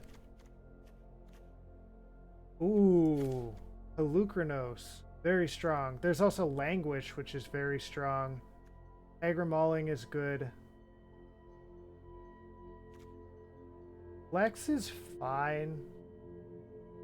Not crazy. In other colors, there's some decent stuff as well. Well, let's go with Pelucranos. I definitely think that Pelucranos is the strongest card here.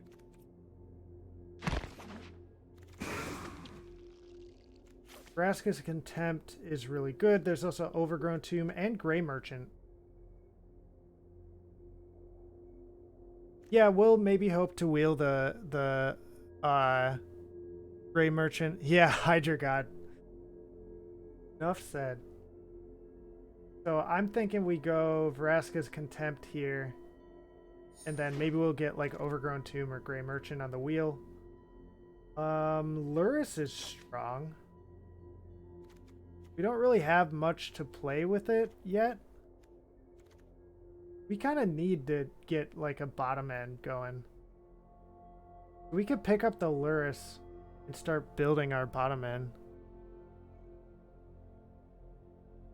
There's also Sort of Body Mind just wins games. Yeah, maybe I take the sword. It just wins games. So Fauna Shaman is good. There's also Feed the Swarm here, which in our colors is very strong.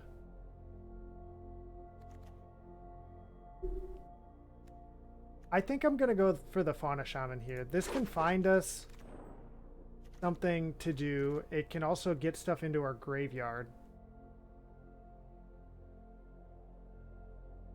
Oh, Rishkar's Expertise. This card is bonkers. This card is nuts. Okay, I'm absolutely taking that card. I was about to say that pack was kind of meh, but...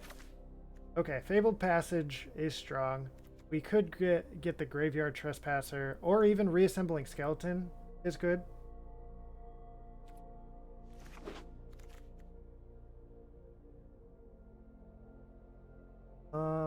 Let's see. Oh, this witch thing makes creatures.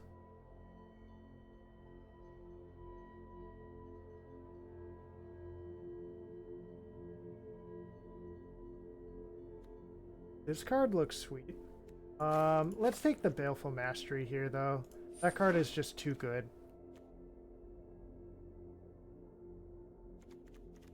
Alright. What do we got here? Dusk Legion Zealot, I think. I guess Kiora's in our color. But the Zealot, like I said, we kind of had to grow our bottom side here a bit. So there's Hager Mauling, which I think I'm going to take, considering it's one of the mobile DFC things. Search for Blex actually looks pretty cool. But yeah, let's take the Mauling. Ooh, Overgrown Tomb and Grey Merchant both wield.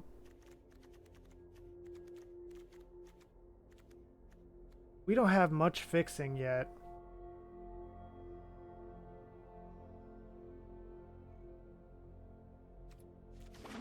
Yeah, let's take the Overgrown Tomb.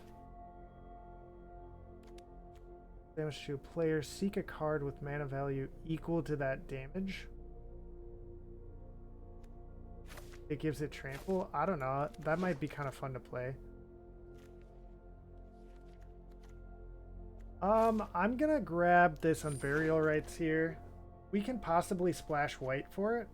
We do have a Sun Petal Grove. Doom Necromancer's fine. We need more creatures. Speaking of which, give Aetherborn. Okay. Oh, baby. What do we got here? What do we got here? So I'm really in the market for some ramp this pack. I didn't get much ramp going so far. I have a lot of card draw, a lot of removal. Ulamog is just crazy, but I don't know, we already have a ton of stuff. If you can get Jadar down on like turn 2, it's like gonna do so much work. But Murderous Rider, though. I'll take the Murderous Rider. I love this card. I want this card. I want this card.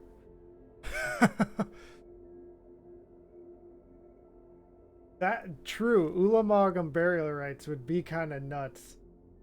Let's take the Phyrexian Obliterator here. I really want that card, and then hope to wheel something sweet in that pack. Okay, Finale of Devastation is good. That's a good card. That's a really good card.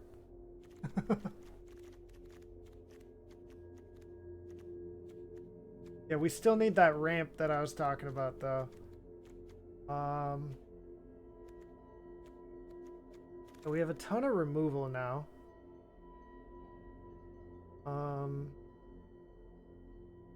Oh, true. Fauna Shaman can put stuff into the graveyard and then we can get it back with Unburial Rites. That's true. Yeah, I'm gonna take the Yawgmoth here. Yawgmoth is just freaking dumb.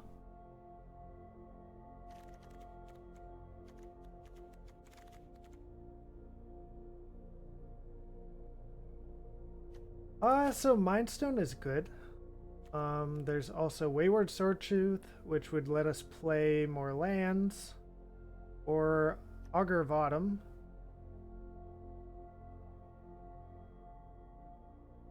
I like the Augur here, because it lets us play lands off the top of our deck.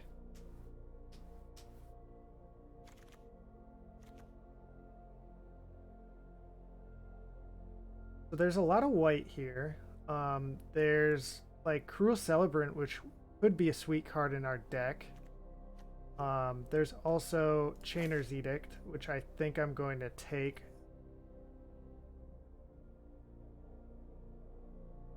Yeah, let's take that Chainer's Edict.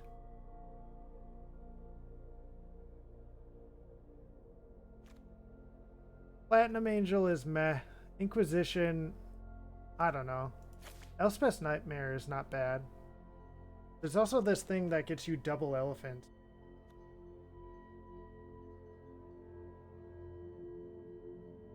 Or this Dollhouse is kind of cool too. But I'll take the Nightmare. Ooh. Well, there's Cold Steelheart here, which I kind of really want. But there's also Woe Strider, which I kind of really want. We'll take the Woe Strider. Alright, lots of red stuff here. This card we could technically play. I don't think we really need to. Let's take a red duel in case we want to take a red card somewhere. Elvish Reclaimer lets us sack a land to find any land out of our deck. Wolfwillow Haven for Balagad Recovery. I think I'll go with the Recovery here. It's not technically ramp, whereas the Wolfwillow Haven is. Oh, hey, treasure map. Let's go. That's what we needed. We have enough ramp that I think we're good on ramp through. We could take the Bestiary. We could also take the Dracuseth here and just have something huge to find. With all of our stuff. Well, we ran out of time, so we did not take the Dracuseth. I don't know.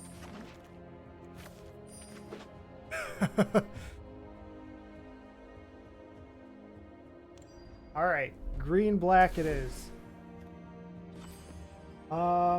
As far as curve goes, it looks like we curve out on 3s and 4s, so maybe cut some 4s, because we have to cut 10 cards. Blossoming Defense is fine. Guess we'll maybe come back to it. We have some creatures on the bottom, which are gonna put in some work. Doom Necromancer is cool. Let's play the Sun Petal Grove over a forest so that we can play on Burial Rites and flash it back, potentially.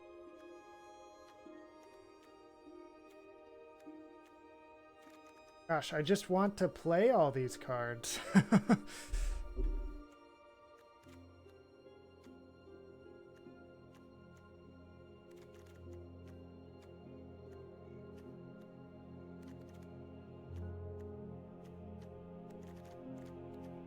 I need to cut 11 cards. How do I cut 11 cards? Alright, Disfigure's coming out. Blossoming Defense is coming out. Chainer's Edict can come out.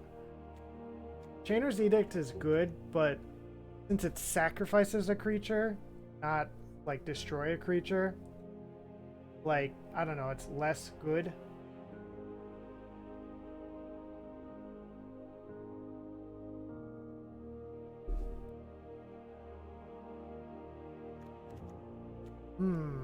What else come out? Doom Necromancer is kind of cool with like Fauna Shaman.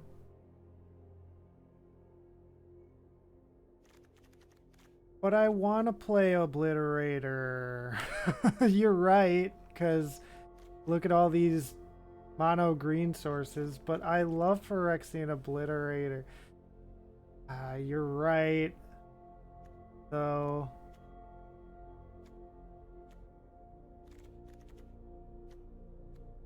let's see here. There's also like Kagla, which Kagla is just so strong. I guess we could cut the Gifted Aetherborn by the same thought process. It's double black. Obliterator can come out. Yeah, you have a point.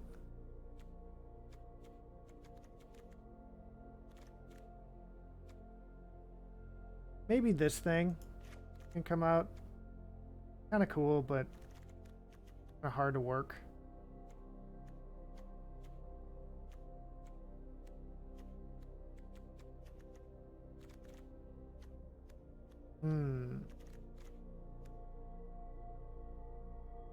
Nebraska can be removal. Nebraska's loyalty grows kind of quickly since it has a +2.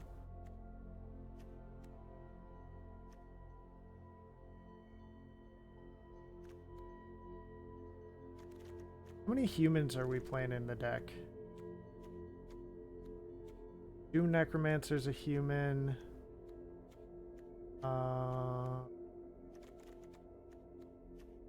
Yawgmoth is a human.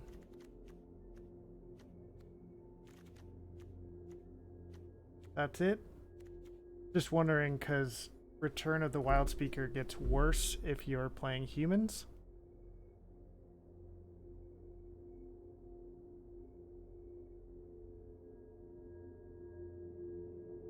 Yeah. Yeah, Vraska is good. Her ult is crazy. If you can get it to the ult, then you just win.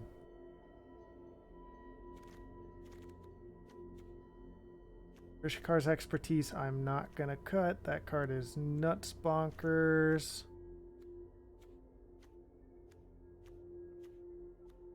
We could probably cut some 4s. We have a ton of 4s.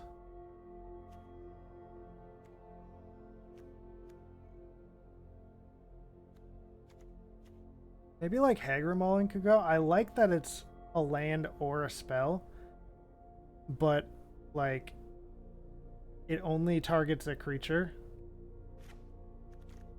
And we have a ton of removal. Yeah, we have the Murderous Rider.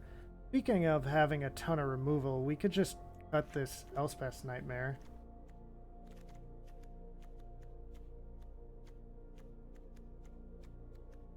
I really like Elspeth's Nightmare because it gets you so much value. Kills a creature, then gets a card out of their hand, then exiles their graveyard.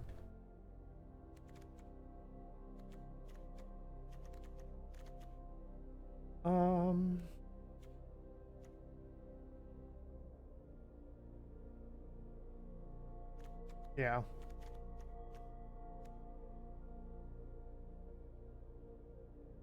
So Lifecrafter's Bestiary will scry 1 every one of my upkeeps. And then also I can pay green whenever I cast a creature to draw a card. I mean, it's kind of like a like worse version of what's the card I'm thinking of now? That huge thing that costs less for your highest creature's power. And it taps for 2 green and 2 life.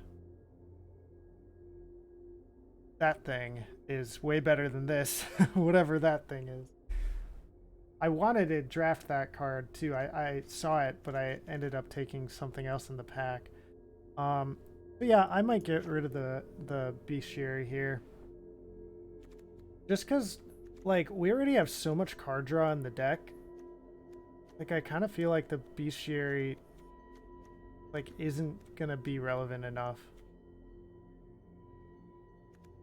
Okay. 2 cards left.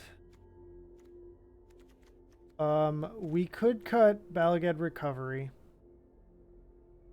I mean, it's cool that you can play it as a land or you can play it as a spell.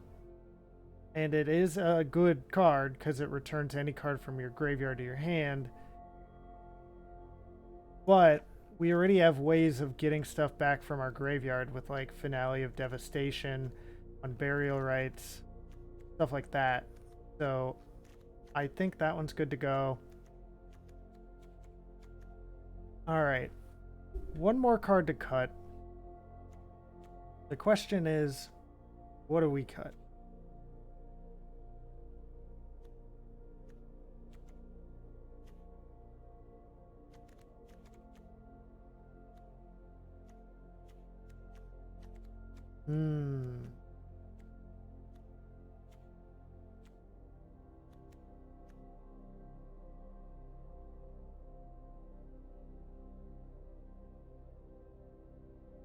Oh, that's true. I could run this over a land.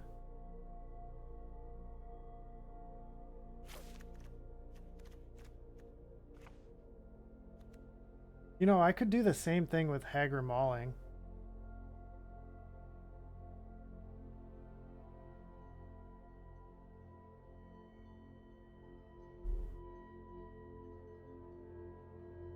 Eh, I have so much removal, I don't think it's necessary. Okay. You know, I might go 41 card special. Alright, let's get our sleeves going here. I like these new sleeves a lot. I think I'm gonna make them the default. Okay. Cool. 41 card special. And let's run it.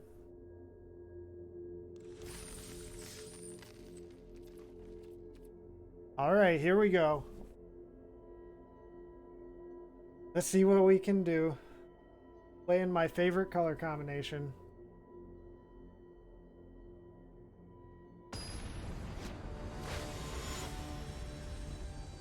Ooh. Crowley NV. Okay, hello Crowley NV. This hand looks awesome. Yeah, for sure keep.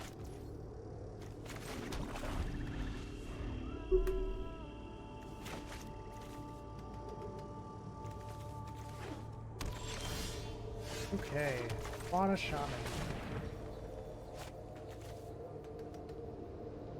Opponent has a Pact of Negation in their hand.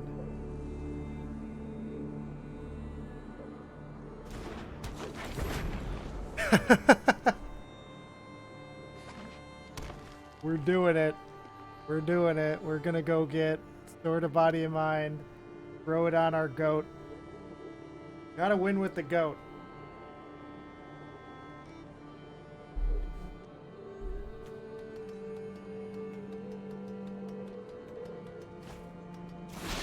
Opponent foretells something, okay.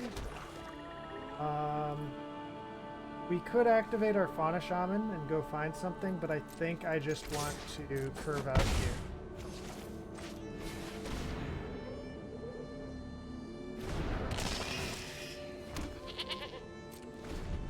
We do have the Burial Rites in hand, though, so if we end up discarding something to Fauna Shaman, we can bring it back.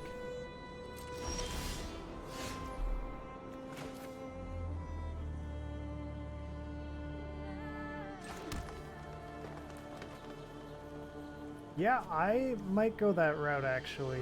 Or I could just play this as a 4/4. Yeah, let's just play this as a 4/4 and like win the game soon.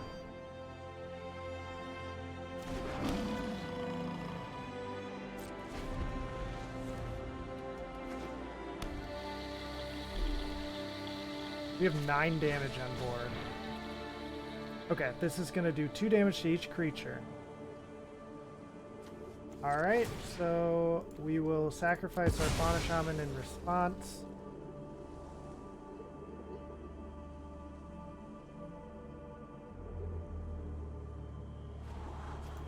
Don't need a forest. Sacrifice our goat.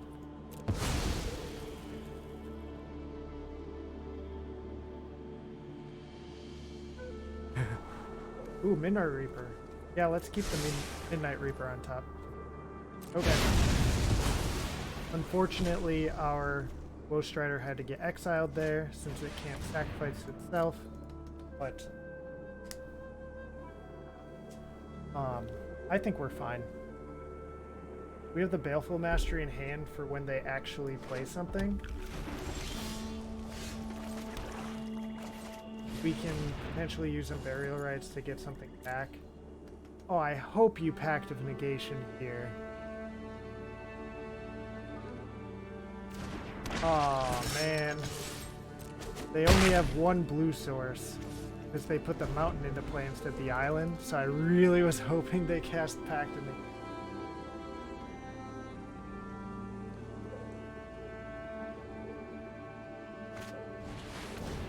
Escape to the wild, okay?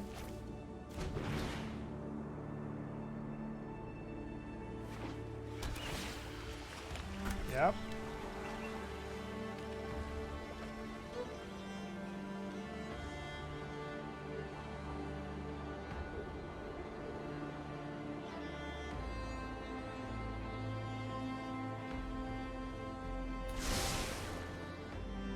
They scry to the top. They get a dude.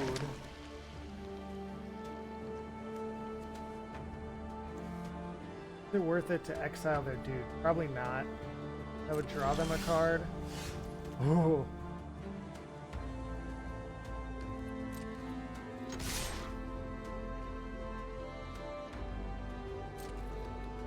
They're obviously going to block the Midnight Reaper here, which makes sense. We'll draw a card. Land, okay. Elder Gargaroth. Show me that Pact of Negation.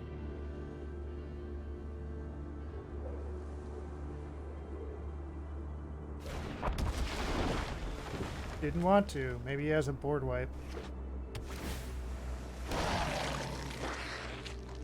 Actually, he's just got that, Sublime Epiphany. So he can just bounce something.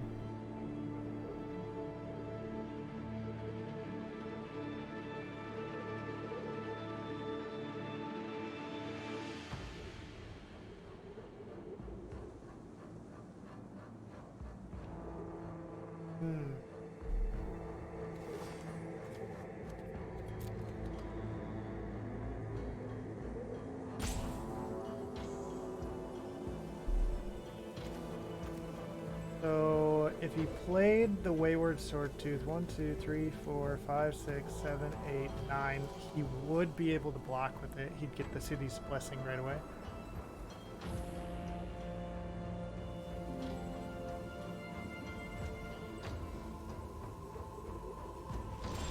Oh, he just passes the turn.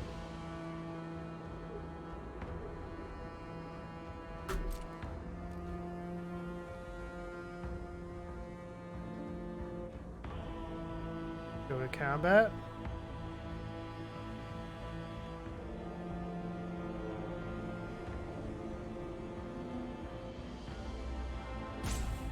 Wonder what he's up to here. Okay, so he's doing 4 damage here. Gonna create a 4/4 elemental, draw 2 cards, and tap down my guy. And my land. Yeah, that's fine. Nothing I can do about that. What I can do about that is on Burial Rites the Gem Razor. I think I will do.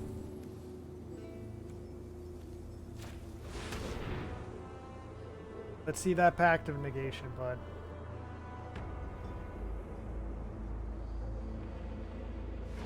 Nope. Still doesn't want to cast it. He's got a lot of cards in hand. He shocks. Okay, he's going to be able to shoot Elder Gargaroth. Yep. Oof. Gained a lot of life off that. Hey. Oh, we should be playing a plains. We're not playing a plains. I mean, we wanted to get the forest anyway here for the Kogla, but we should be playing a plains.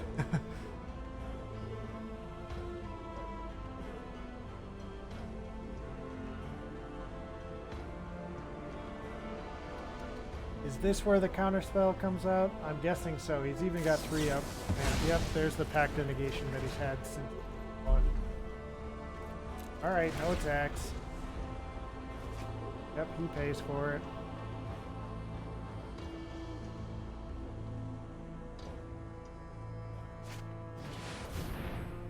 Fastwood Surge. This will get him 2 lands, which is up to 2 zombies.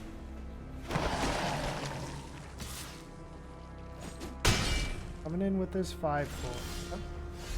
Vraska. Okay, Vraska's good. We can use it to blow up like his 4/4, or we could plus it. He's probably gonna kill it. Was it more valuable to remove his 4/4? Or would it be more valuable to... Oh, I'm not attacking. Would it be more valuable to remove the 4/4 or to draw a card?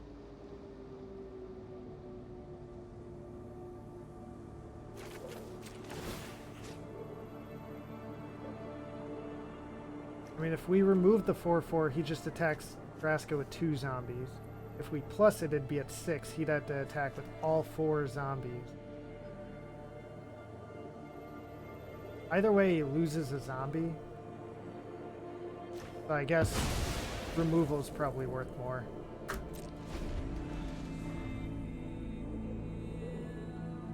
Yeah.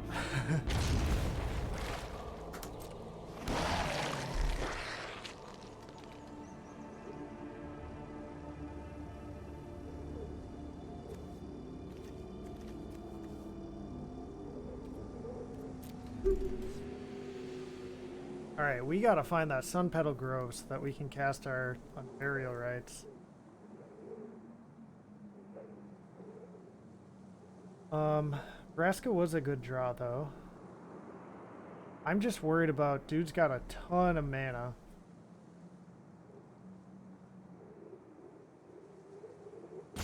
Then 8, 10, 11, 12. If he had his own Finale of Devastation, he could do it for 10 right now.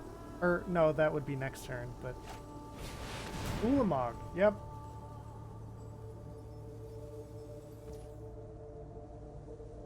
Yep. So we're, like, very likely dead. We could exile the Ulamog. Or we could exile the Noxious Gearhulk. But how do we handle the Ulamog?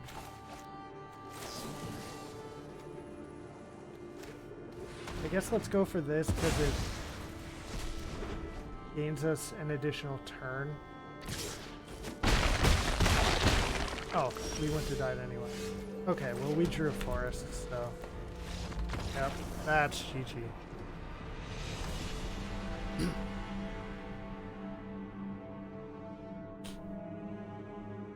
Alright, well our opponent's deck was quite good. Although they had a super slow start. Oh, that's true. It's going to mill me for 20.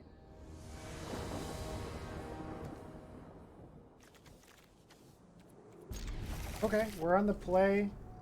We have a turn 1 play. We'll be able to turn 3 play our Wolf Strider.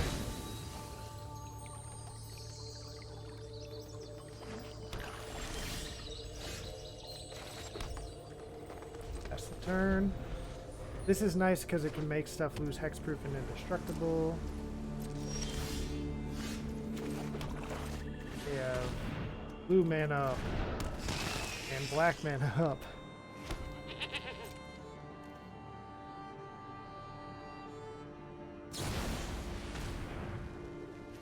Nah. I'll respond by sacrificing this. Yeah, I should have done that before I started this game. You're right, I really should have put a plains in the deck. I gotta remember.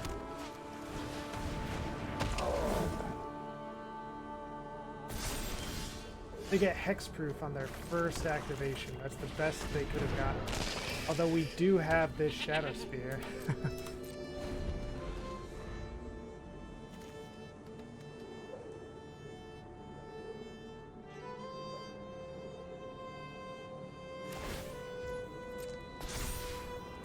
Hexproof Death Touch.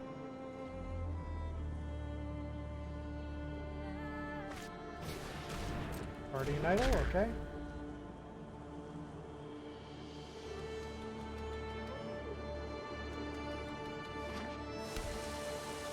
Clearwater Pathway, and then pass the... I will sack the... Or, no. Or, yes, I don't know the top card. I tried previously. That's a swamp. You don't want a swamp. You want a forest.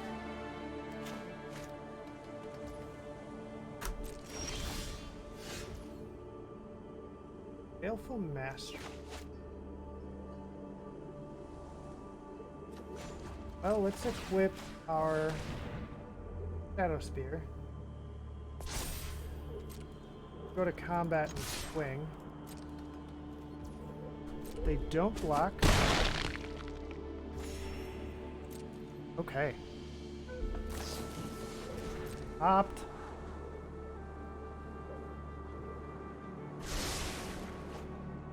Alright. Right at the bottom.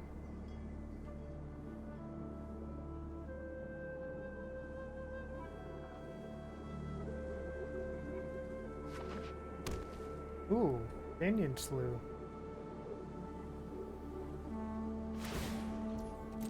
What do they get?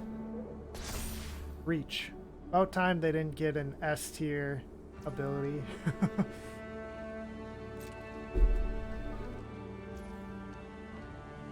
Alright, my turn. Ooh, there's our forest.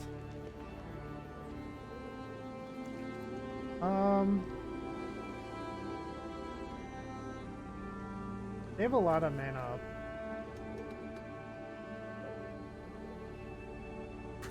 Let's just go to combat and swing. Just gonna take it. Okay. So the plan here is on their turn, or even right now after they do stuff, and waste their mana, I'm going to activate the Shadow Spear to get rid of the hexproof on the Crystalline Giant. Yeah, let's do it now. Then I will exile that giant.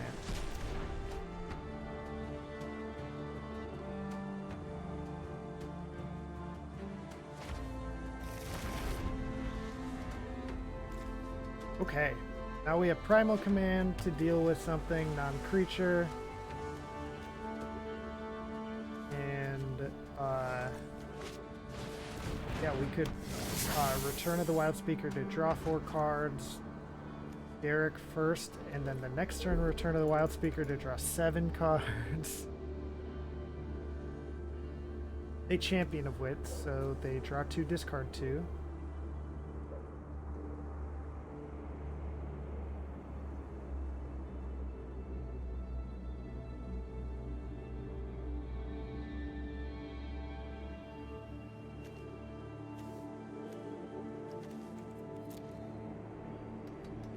We're at a lot of life. This Shadow Spear's been putting in work.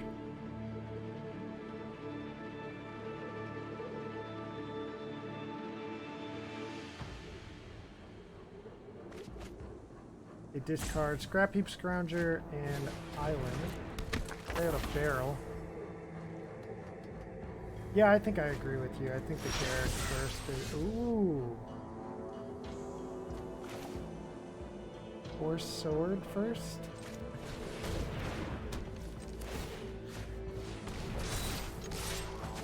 Let's hit them for half their life and then kill them for 10 and make a wolfie?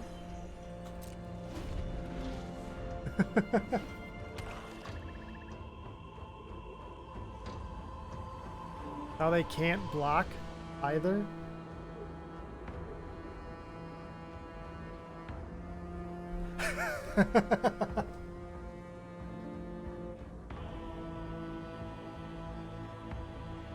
Yeah, this is why I picked that sword. I mean, I was about to not pick that sword in the pack, and you got me to, so I'm glad you did.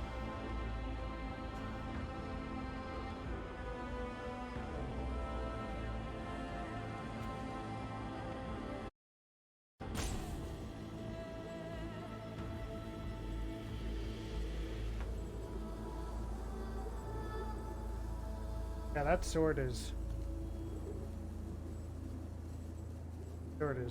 crazy.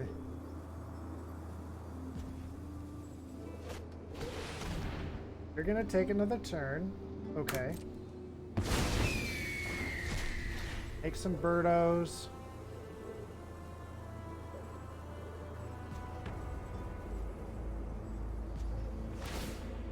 You return Scrap Heap Scrounger. You're going in with the Champion of Wits. I'm not blocking the Champion of Wits. I don't want to give them more card draw. And I have crazy amounts of health, so.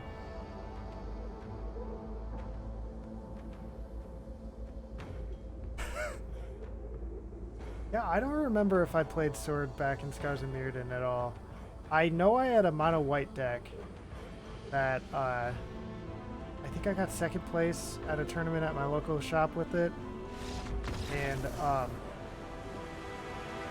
I think it had the sword in there. I know it had like Mirren Crusader and a bunch of Battlecry stuff.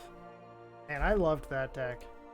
Well, technically it wasn't mono red, it was red white. But I was only splashing red so that I could flash back. There was a spell that gives creatures you control +2/+0 until end of turn. And yeah, so I was just playing like Clifftop Retreats so that I could cast that.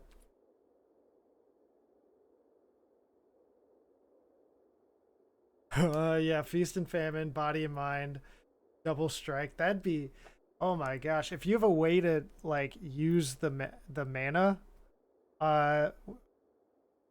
like a mana sink or something, then Double Strike on Feast and Famine is just like crazy. Yep. Yep. The Crusader. That card is awesome. Wasn't there a Phyrexian Crusader too or something? Like a black one that had pro red and white and like infect? Yep. Stoneforge Mystic, yep. Alright. This hand... it's so slow. It doesn't do anything. I literally can't play a single card.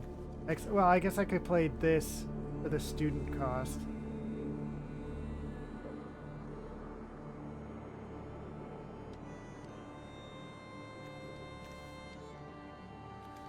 I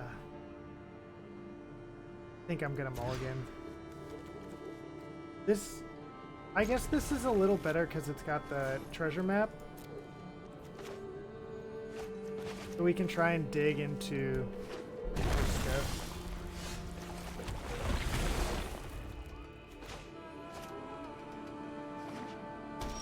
This is still kind of rough, though, especially now that we don't have any green sources, but let's put a stop on our upkeep.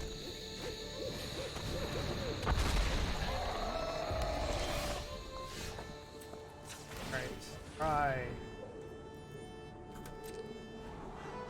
Burial rites not needed.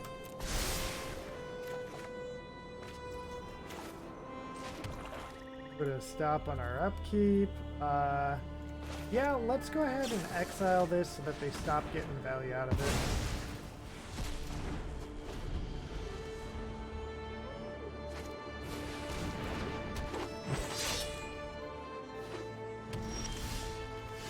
Alright, stop on our upkeep, treasure map. Hey, that's a forest. Keep that on top. We'll put another stop on our upkeep. We can scry into a land, hopefully. And if it's not a land, then we can use one of the treasures. Oh, jeez. Well, we know that this card is bonkers.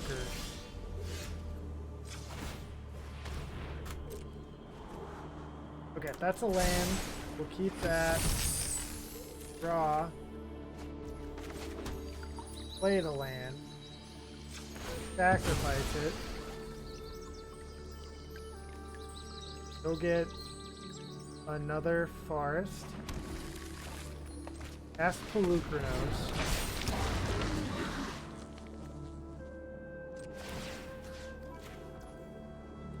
And then we're gonna fight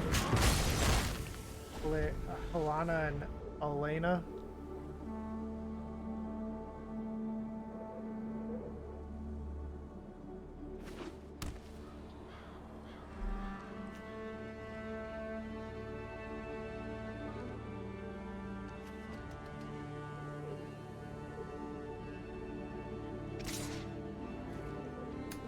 Not gonna block the first striker. Oh gosh, I forgot about that ability.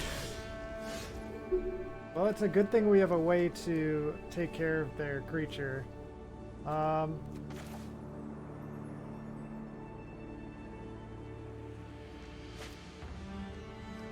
I think we...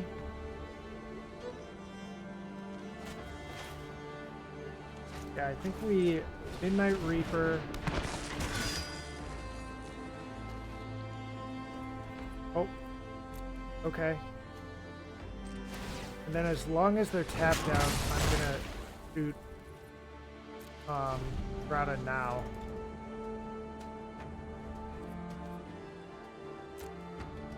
Oh gosh, I have to restart Arena.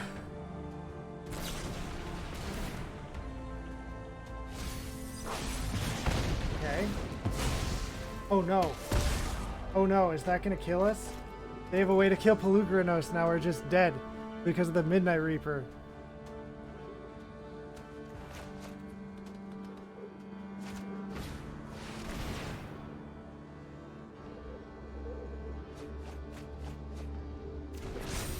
Oh no, the flying!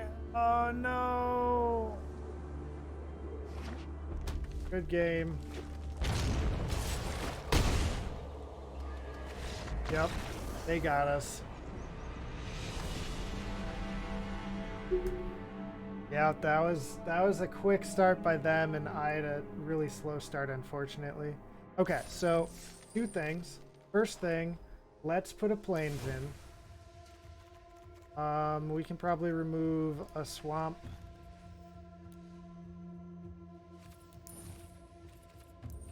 Six. I want to add in one of the cool plains. Okay, where is it? Oops. Half plane. No cover. Not let me add snow-covered land. Gotta let me. Okay. It doesn't. Okay.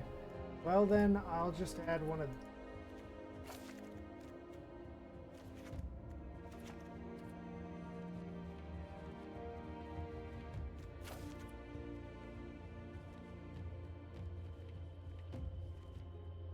Cool forest. Oh, let's do this. Tested. Oops, that took out the plains. We are gonna take out a swamp. And then I also need to restart Arena because it keeps on yelling at me. I hope this doesn't require like a super long update.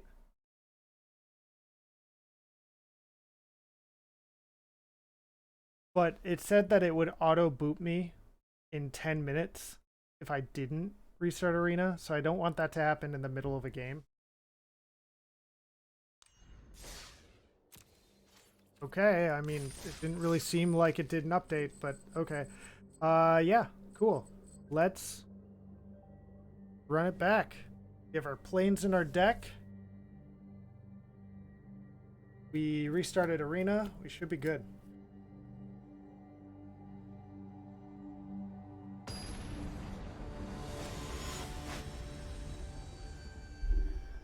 Snotty.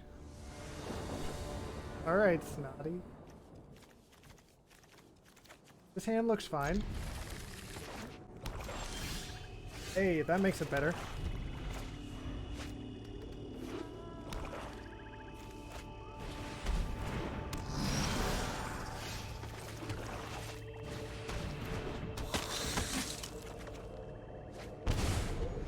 There's a forest, very cool.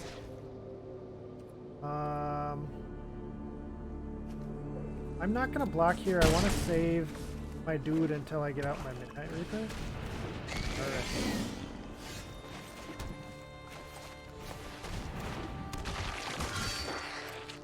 Not gonna attack into the Luris.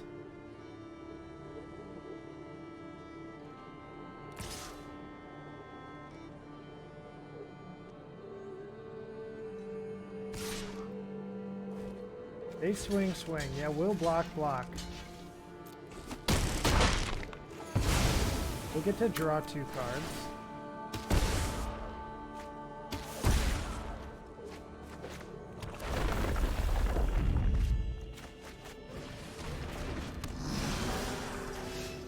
Holy mackerel, okay. Let's play out Yawgmoth.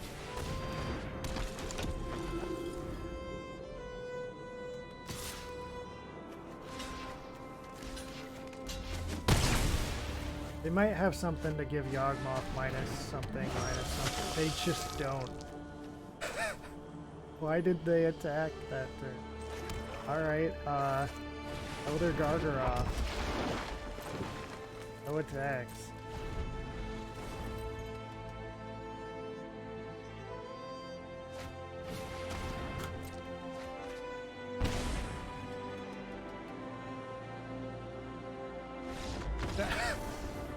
I'm guessing they were more than 2 colors. Or more than 1 color. And literally all they got were swamps.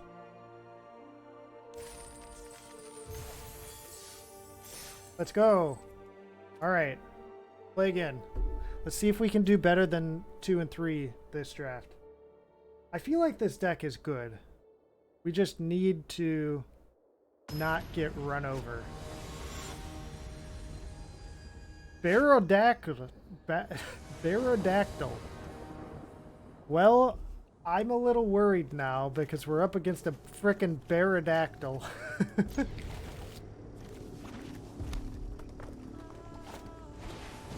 Oh, jeez.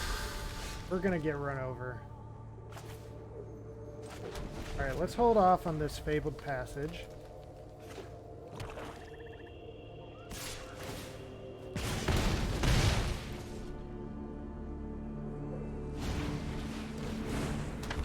Sure, Ember Shield Breaker. Their land. Or our treasure map, rather. We'll take 4 damage here, unfortunately. They have no turn 3 play, though. Could be a good thing for us. We do have the Fabled Passage to get the white mana for Burial Rites.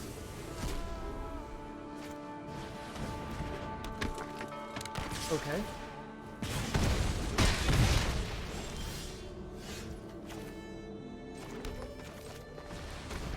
Nebraska. Then we will kill their Direfleet Daredevil. Turn that damage down a little bit.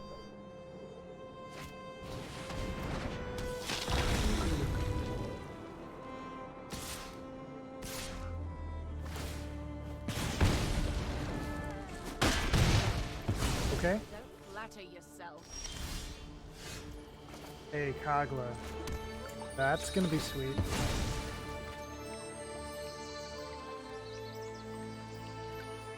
So I think we get the plains here. It means we might not be able to play Kogla right away. But it means that we can flash back our Burial Rites. Elder Gargaroth is pretty big. If they have a removal spell, we're just toast. Oh, we might just be toast anyway.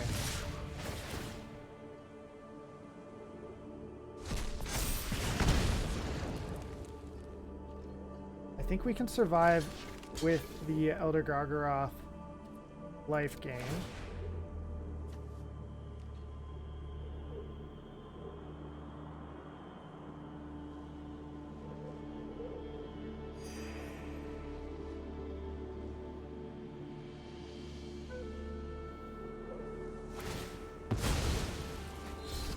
Okay. Yep.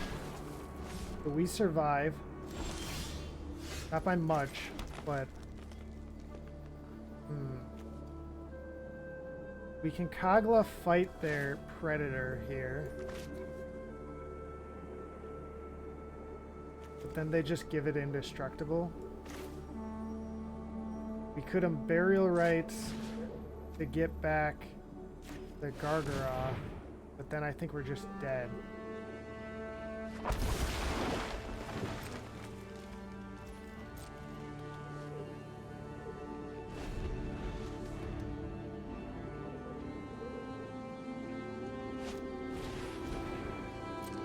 Scar Mage, okay.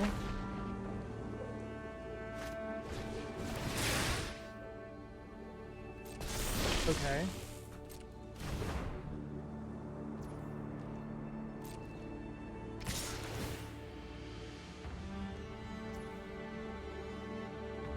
They're exiling Unburial Rites, that's fine. Go ahead and treasure map in response.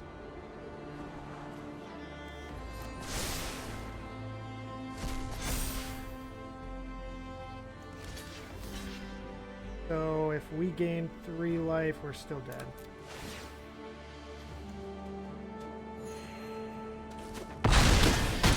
Yeah, that was just an incredibly fast deck with an incredibly fast start. And we had an okay start. We had turn 1 no play, turn 2 we played the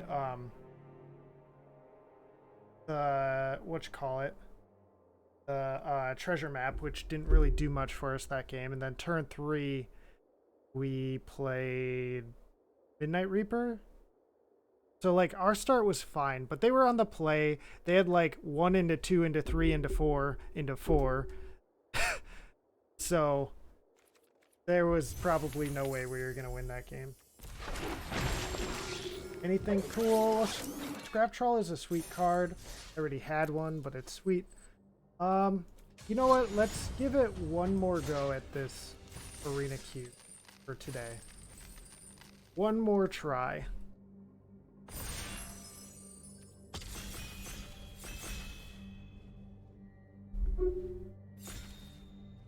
I'm gonna try to build something faster this time. I feel like I keep getting blown out by fast decks. So I will be the fast deck.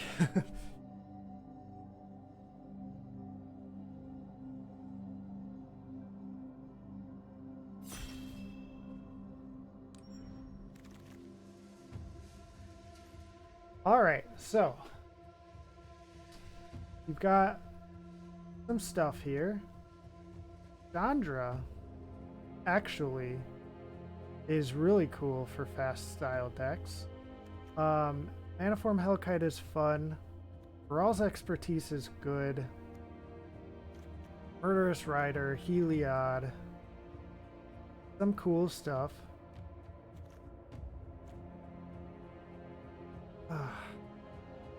I just want to pick like Hornet Queen here. I'm so inclined to pick Hornet Queen. Let's take... I feel like Chandra's probably, if we want to go quick, Chandra's probably our best bet. I'm a pretty great pyromancer. Another Chandra. Oh, there's also Lightning Bolt. And Smoldering Egg. Thoughtseize is also pretty good for like a fast style deck. Let's go with the second Chandra though. This card is just nuts. My help. Let's go Chandra Tribal. How about that? Mono red Chandra Tribal. Who needs dual lands? Who needs colors other than red? Who needs planeswalkers other than Chandra?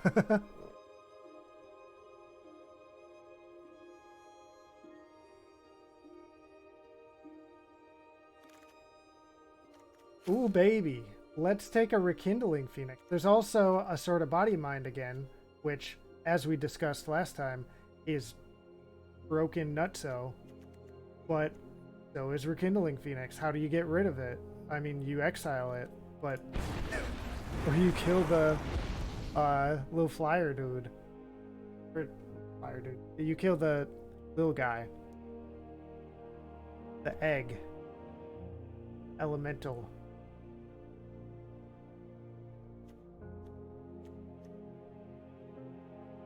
Alright, who else is in here? We got Spring Manta, Tyrannosaurus Flex, MPLVR, Galleon King, General Cash, and ET. Okay, so we could take like Royal Eruption here. Which is not a bad card, actually. There's also some red duels that we could consider if we are going to go into another color. Let's just take the Royal Eruption since we're not really sure what color we're going to go into besides red. I don't really like either of these red removals here. There's Brazen Borrower. Blue-red would be fun. How's this read? Instant or sorcery card? I don't think you could target Brazen Borrower. There's just Midnight Reaper. Black-red is quite good. There's also a Catcher's Monument, which is a thing. Let's take the Midnight Reaper. Let's try to go black-red.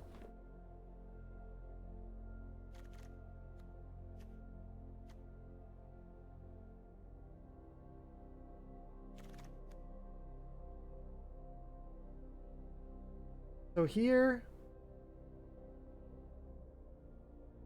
we're trying to go white. Mangara is not bad. Settle the Wreckage is pretty good. Rix is fine in blue. Let's take the Captivating Crew. Ooh, we got some stuff. Lava Coil is awesome. Seasoned Pyromancer. Well, that's a really good card. But there's just Torbrand. Take Torbrand.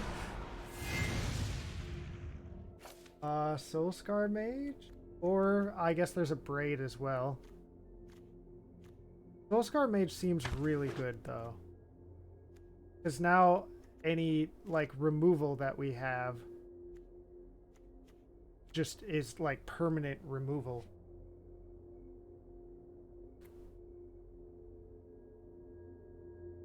Kind of seems like red's open in this draft. Feel like I'm getting a little lucky. So I could take a green-red duel. But I think I'm going to go for the Mana Form Hellkite. Not really sure that I'm going to be playing green. And since there's a card in the pack already that I could take.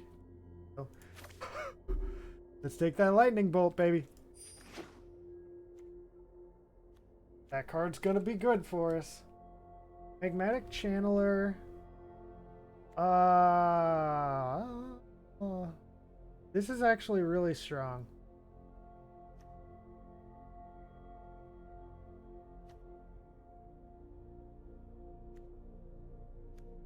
Let's take the Heroic Reinforcements. That card is bonkers. Guess we could take Ranger of Eos. Going white-red might be a viable option. Seems like Mardu might be open as well. Okay, well, being that I want to go white-red, here's the Sarah's Emissary. The game should never go that long for our deck, though, is the thing. Lorehold Command.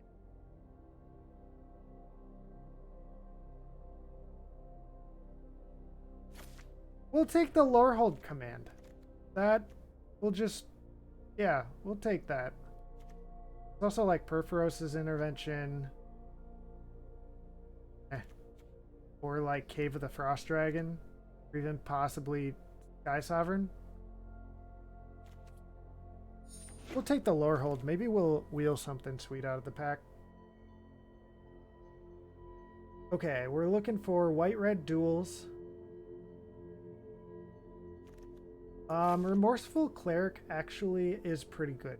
Notably, there's like one red card in the pack. And it's not really what we want.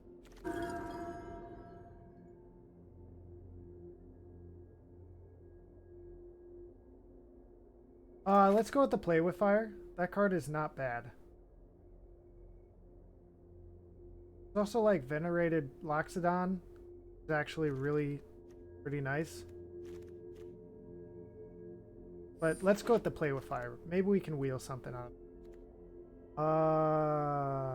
Reach Dragon you can. Read another dragon. Well, there's Restoration Angel, which is really strong. Or there's this Dragonkin Berserker. Let's go with the Berserker. I want to go aggro. So here we could get like a Banishing Light.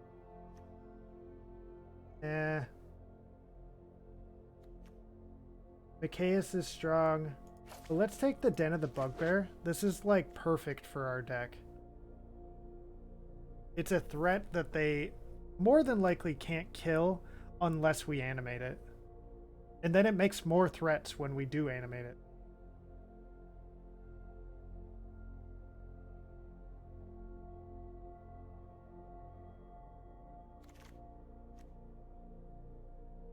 Okay, well...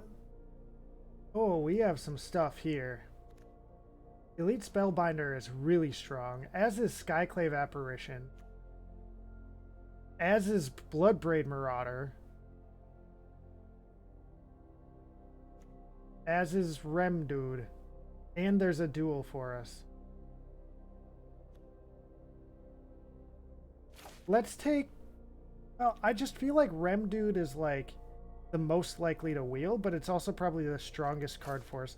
Let's take Skyclave Apparition and then hope to wheel Remdude. Okay, so here we have Rampaging Ferocidon, Insult to Injury.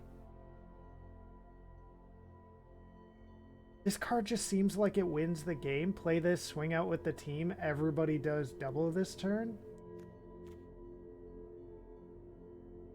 Or there's this fast thing.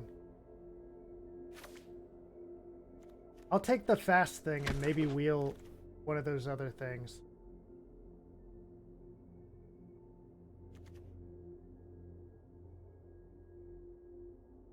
Shatterskull Smashing is good. Experimental Frenzy is good. Ember Shieldbreaker is good. Let's take Shatterskull Smashing. It's a land / spell.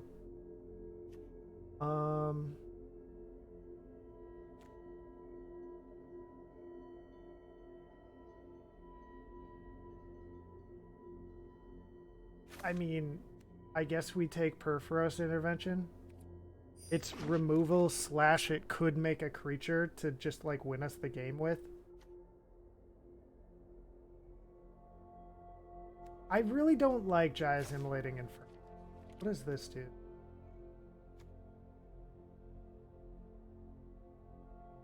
That's fine. I'm gonna take the Rock Veil. Hey, we wheeled the Venerated Loxodon. That is awesome. Let's take the Banneret. Might not play it, but Dancing Sword, I guess. Don't really want to play Dancing Sword. Hey, we want both of these. I'll take the Marauder. Better than a tap duel, I think. Embercleave! Embercleave! Yep. Lamb picking the Embercleave.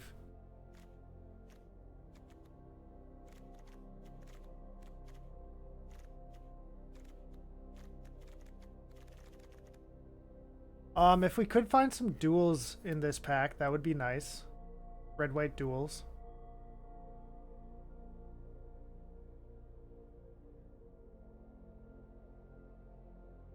Otherwise, what else do we need? I guess more burn? Could play Weaponize the Monsters. Or Welcoming Vampire, actually, is very good. So is Maul the Skyclave. Well, maybe we'll wheel something. I'm going to take the Welcoming Vampire.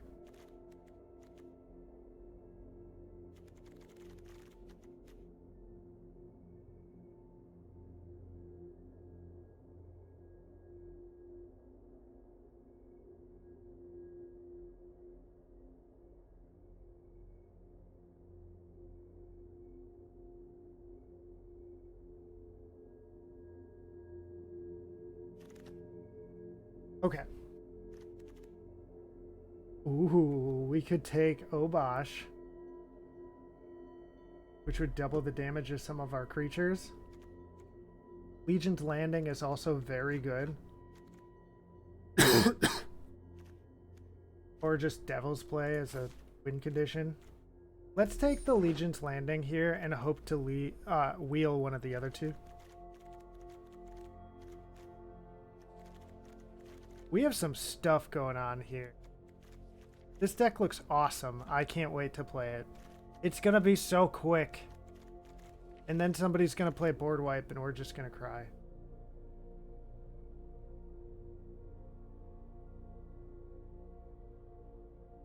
Okay, I mean, we could take big creature or we could take more burn.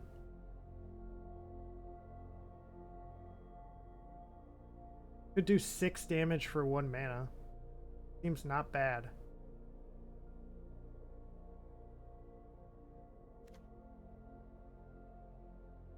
I guess we already have a decent top end, so yeah, let's just take this.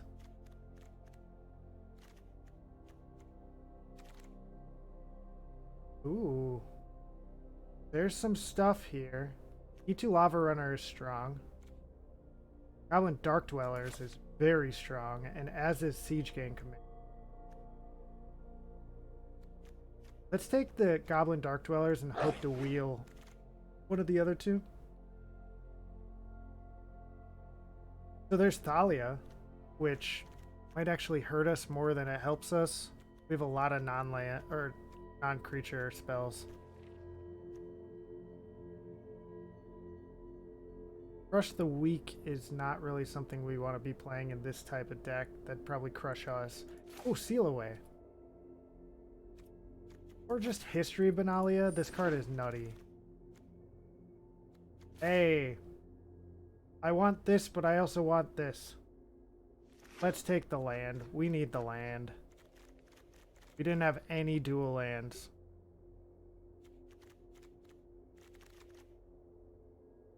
Phoenix of Ash. We will take a haste flying dude that can get pumped and has escape. Yeah, that's wow.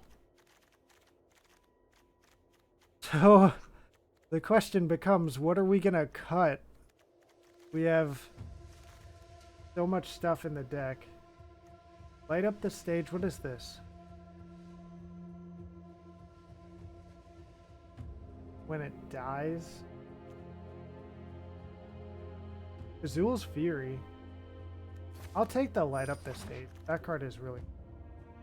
Weaponize the monsters. I'll take in sideboard. Oh, which one do we want? I think I'll take a Devil's Play. Being able to just Devil's Play their fate. Wrong. This is the only card that we could play.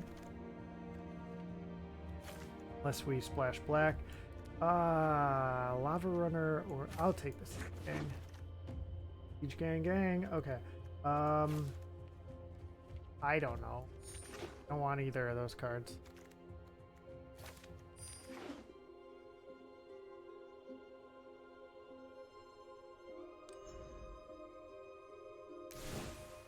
Okay, we have 50 cards in the deck. We gotta cut 10 cards. How many modal DFCs are we playing? Accounted 1. Any others? Any others? So we just have Shatter Skull Smashing? Yeah, I think so. So since that's the case, we could cut 1 land. We do have a really low curve anyway, so I think cutting 1 land's probably fine. Let's cut up plains. Before we get too far into it, I want to switch these to pretty wood.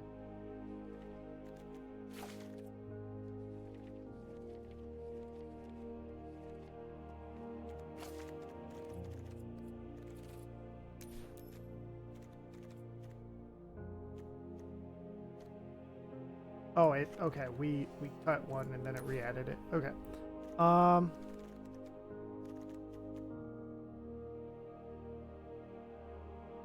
Lorehold Command. I mean, this card for 5 mana doesn't seem like it does enough.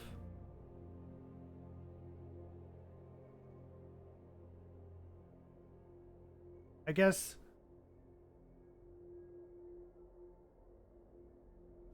How does that? If you chose option number 1 and option number 2, would your 3/2 spirit get haste and indestructible?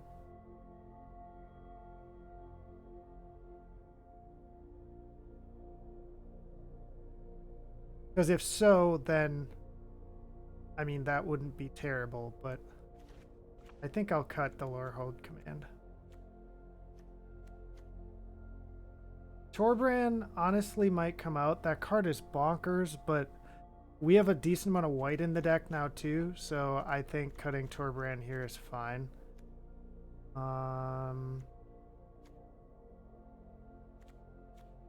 Captivating Crew is good. You can steal their creatures that they could block with.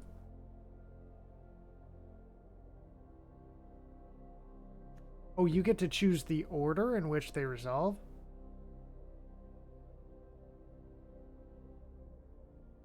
Interesting.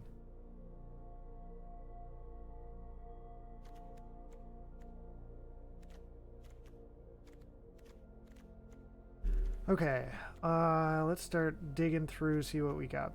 Goblin Banneret. Good pump stuff. If it itself gets pumped.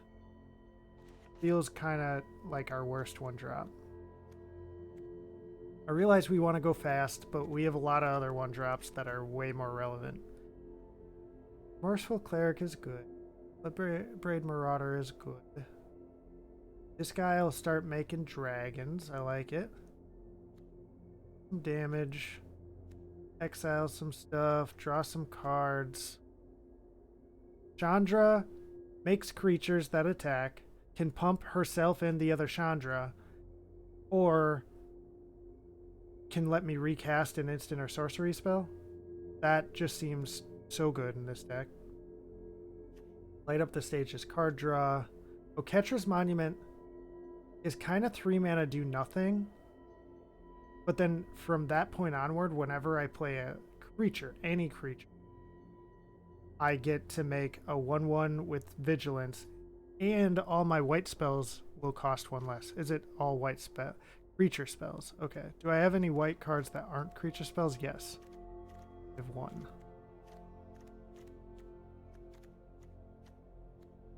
Oh, 2. History of Benalia. And 3. Legion's Landing. Okay. Honestly, I might cut the Oketra's Monument. It really only makes 1, 2, 3, 4, 5, 6 cards in 7 cards in the entire deck cost less. It does have the added benefit of making more creatures, which is really sweet. It turns every creature that you play into 2 creatures. But, I mean, we're trying to cut cards here, so I think that's probably one of the weakest cards in the deck. Ranger of Eos. You can find 2 1-drops. 2 1-drop creatures. Yeah, so Soulscar Mage and Dragon's Rage Channeler are all it could find. chances are we'll have already found, well, maybe not chances are, but like we may have already found one of those when we try to play this, so then the value just decreases tremendously on that card, so I think I'll cut it. I like Captivating Crew because you can use it to steal one of their blockers and then attack with it.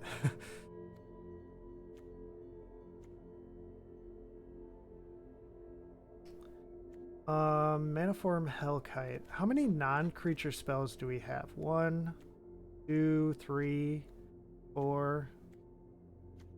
Those all make 1s. 5, that'll make it 6. 7, 8. 9. 10. 11, 12, 13. 14? Yeah, I think the Maniform Hellkite is fine.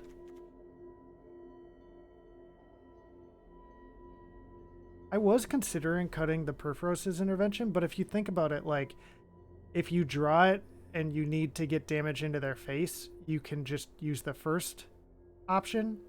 But if you need to get damage into a creature, you can use, or a Planeswalker, you can use the second option. So it's like removal or damage, direct damage. I guess then it's essentially just, yeah, it's basically just a worse version of Devil's Play. Oh, except that second thing is double, right? Yeah. So it's faster to kill creatures and Planeswalkers? I don't know. I don't think I'm on it.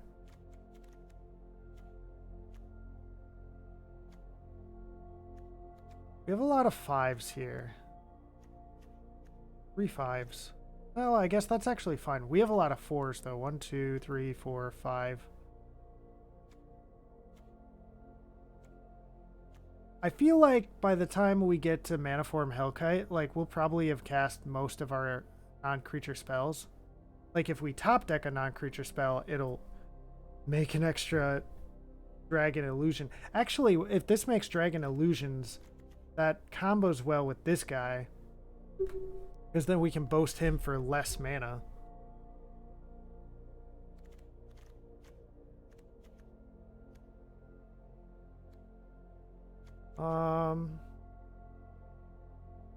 Shatterskull Smashing seems really good.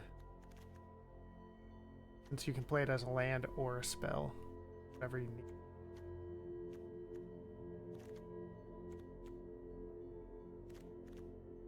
Three more cards. I'll cut Unholy Heat. It only does 2 damage unless you have Delirium. You could have late in the game. Yeah, but I think we can cut it. 2 more cards to cut. Our curve is really, really low. Maybe we can cut a land. Let's cut a Plains and run the 41 card special.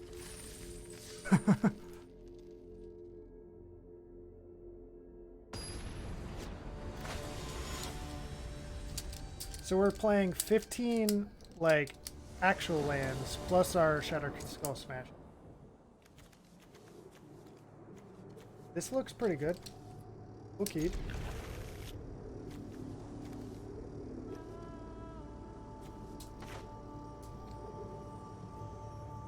I mean, we don't have as many creatures as we were hoping for, but we still have stuff to do.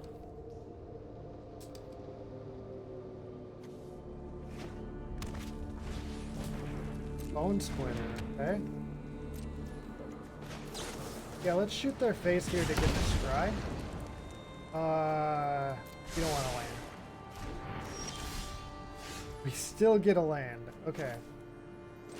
Play out a mountain, play out our Marauder.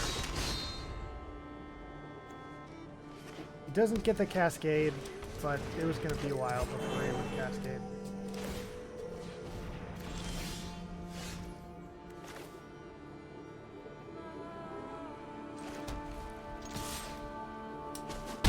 They choose not to block, which I kind of thought would happen.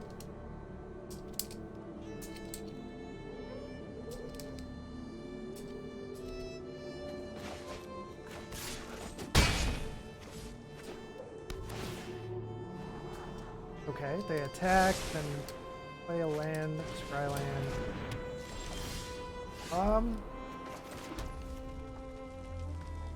Yeah, let's just do this. Hit for a bundle.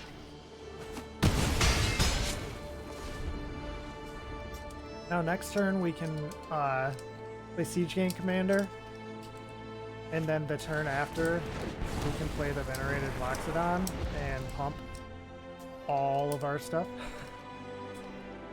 Almost all of our stuff. Chandra's actually really good. So Siege Gang Commander. Oh, yeah, that's right. We can actually just do that now. Yeah, let's do it.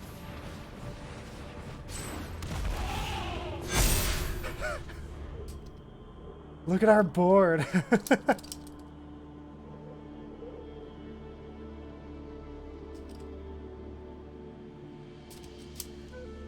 And we have Chandra to play. That'll let us get our play with fire back. Let's start at a sizzle. And Oh no! to the inferno. Get out of my way.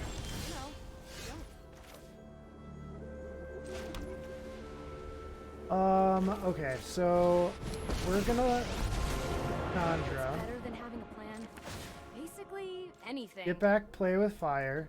Cast play with fire. Targeting this so that they don't get the bird back. And then we're gonna kill their Chandra. You're gonna be sorry when I come back.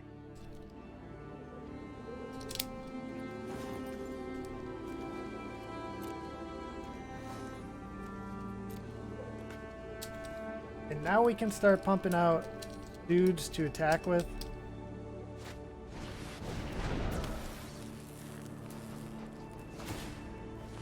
They might kill off our Chandra here, which is fine. It means we don't get to pump out dudes to attack with, but I'm burnt out. we could just animate our den, actually. Hit for 8. They go to low. Yep. Bugbear land.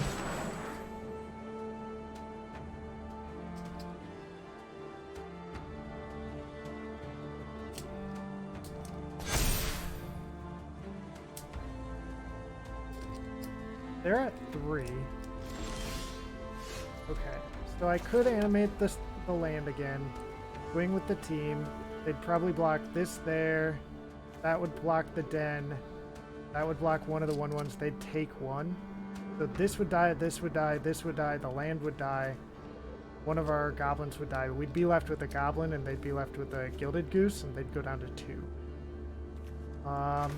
Instead, let's play our Maniform Hellkite. Let's still... Well, no, it's probably not worth it to just swing in with the Loxodon.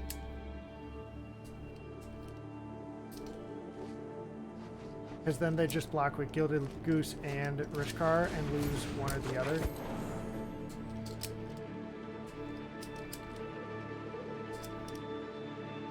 We've got them down to 3. We have, like, a bunch of cards in the deck that we could just draw and win right now. We can do this together. That being one of them. Let's see here. 1, 2, 3, 4 to animate. Nope.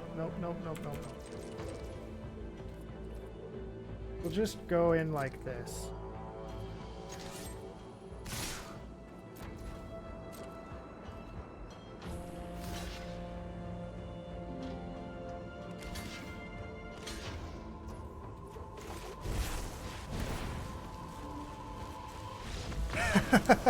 And they scoop to the Embercleave. Let's go, baby. We actually, that was maybe a misplay. We could have played the Embercleave main phase and then attacked with the 6/6 that we made off the mana form. So Game 1, we frickin' crushed it, dude. We were up against our rivals, the green-red deck, and we just crushed them. Okay, so we have, this is basically 2 lands, but they're both red, and I guess we'd have 1 playable spell in our opener. Yeah, let's mulligan it. This looks a lot better. Let's get rid of the heroic reinforcements. Maybe could have gotten rid of the land there, but I'm glad I didn't. I see green-red again. Oh, green-red-blue. We're up against... Oh, white. This is likely 5 color.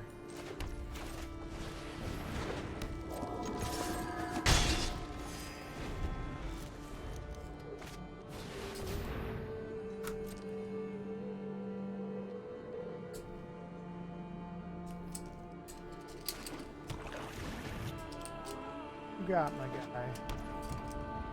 He plays a cultivate and then plays his own land. Okay. That's a little sucky that we drew the den this turn for the last turn. I guess it's fine.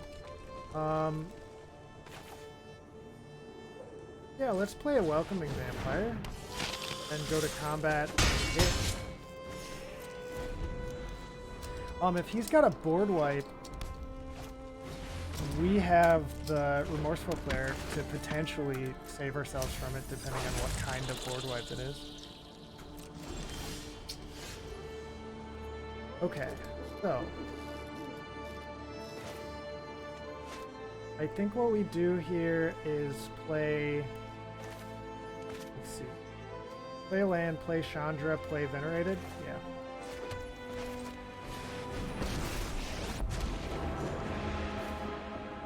Go, tough guy? You know, we could also use Chandra to kill off old Rusty. Yeah, sure. Stop, drop, and roll won't help you, buddy. They take 4.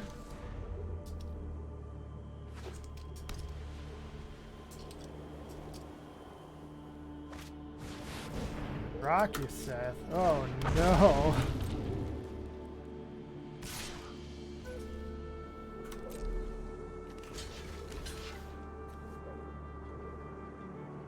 I guess would we rather have our creature or our Chandra?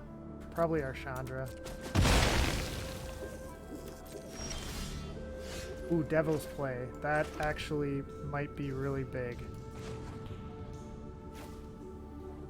Let's do this first. Oh, this is gonna hurt. Shatter Skull smashing. We could do 1 damage.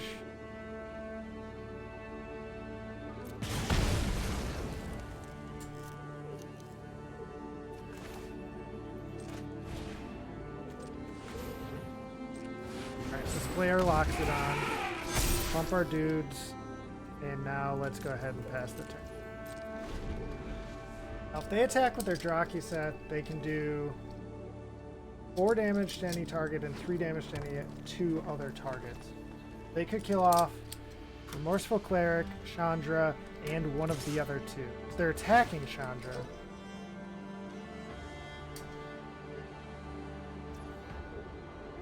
okay.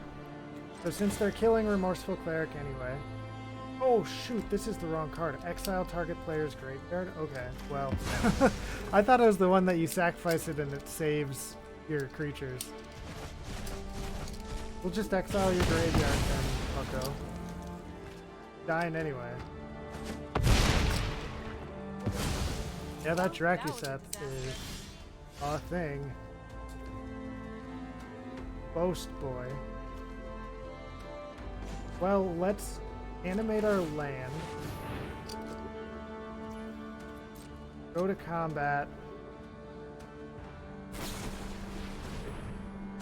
He abrades the land. Okay. Yep, that is unfortunate. hit for 3 here. We get Devil's Play for 3. They have to do 4 to Welcoming Vampire, 3 to our face, hit for 7. But they just have us. We have to win this next turn or we're dead. Oh gosh. They gotta land off our top. Well, that's not enough. So we'll just play out what we have.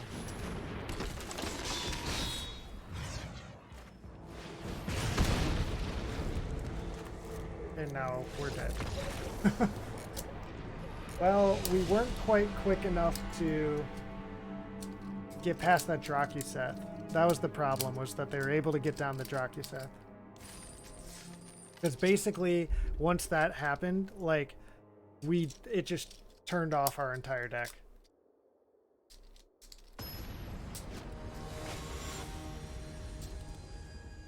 Okay, we're up against Corpse Grinder for the next game.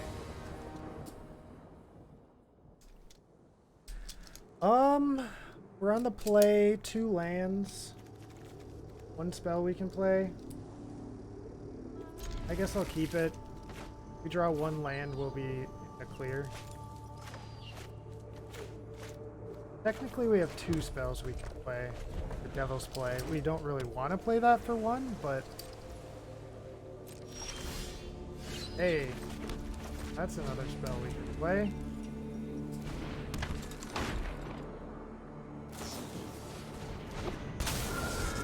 They have a Spectra Seal, okay.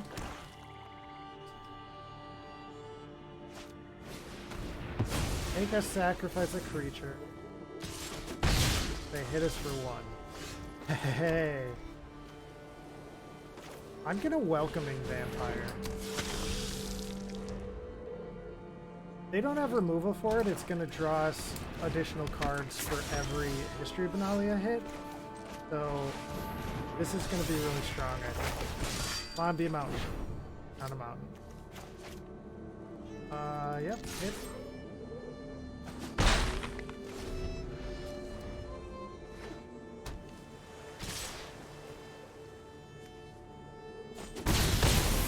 Oh, Minache.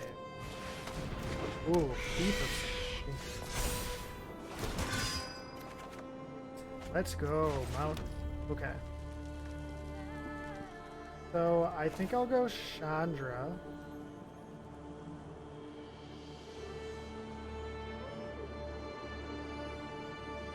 Yeah, Chandra. Make some mana. My hair purple. Use the mana my to lucky shoot day. the Thief of Sanity. Then swing in for 4. Now this will pump our knights next turn.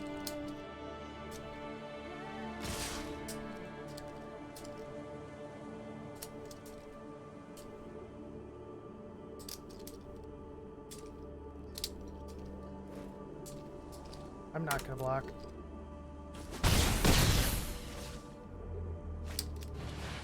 Want to.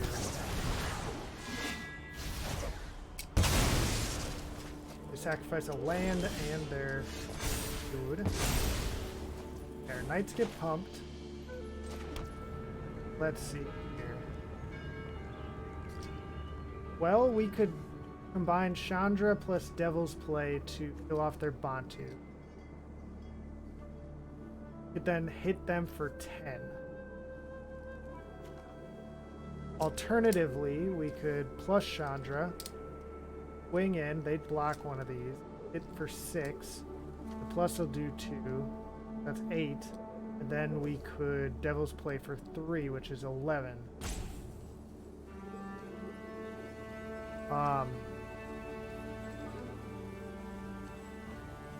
I think what I'm gonna do here is do this, plus Devil's Play for 2.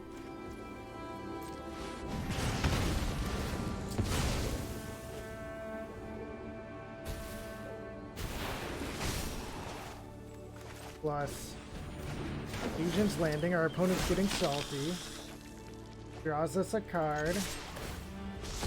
Transform the Legion's Landing. Check out our salty opponent. No salt.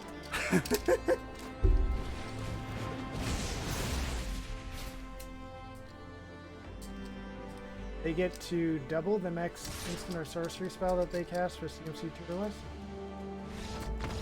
They just scoop.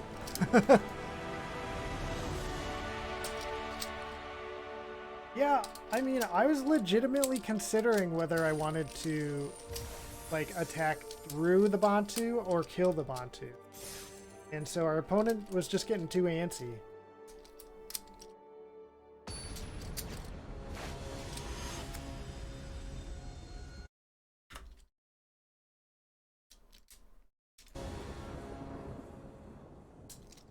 Alright, we've got some stuff. Let's keep this.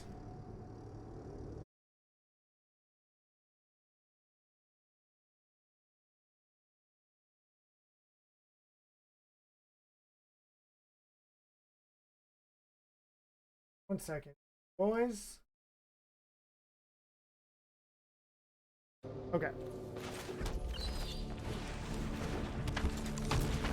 Whoa, whoa, whoa, whoa, whoa. Hold your horses. 1 second.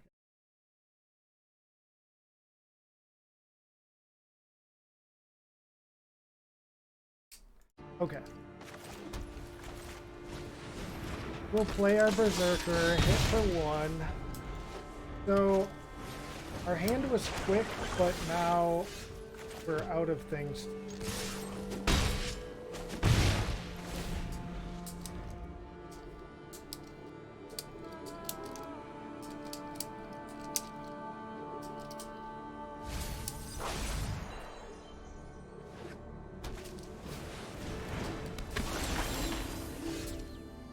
That'd be a great card to play if we had another land. Another red land. Now we can swing here. He's gonna block the Soul Scar, maybe take 2.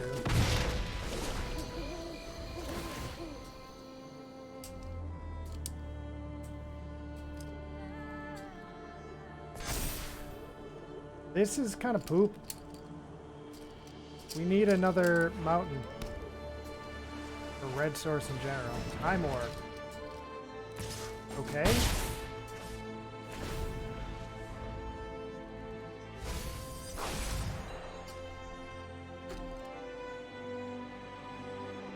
Didn't feel like an amazing time to play a Time Warp. Ruin Crab. Mountain to mill us for 3. Got one of our mountains. That's kind of crap. Hey, that's at least a card we can play. Okay. Play it. Attempt to, I guess. They might be able to counter. Yep, they counter. No attacks.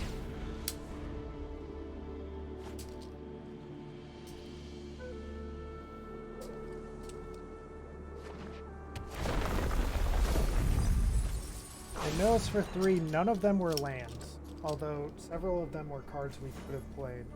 In fact, all of them were cards we could have played, so feels bad. On our upkeep, have something to do. They're flashing around all the stuff. Okay. Yep. Nothing I can do about that. Hey, we find a land. It would have been tapped anyway. Let's see if we can get ourselves out of this. I think we probably can. I mean, they have a lot of cards in hand. And more now.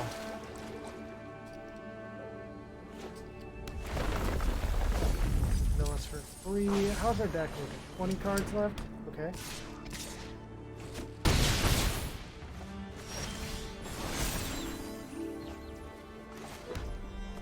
Okay, so I think we Siege Gang Commander so that we have a lot of blockers.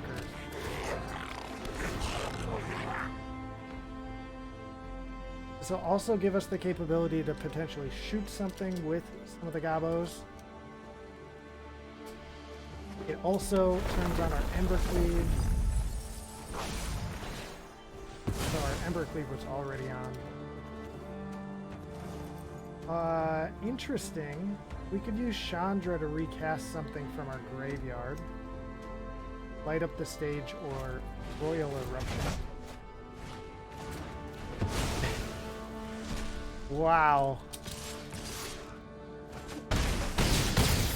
I guess this is what happens when you keep greedy hands.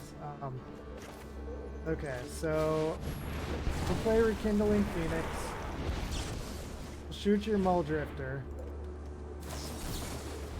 Spell Pierce that. Okay.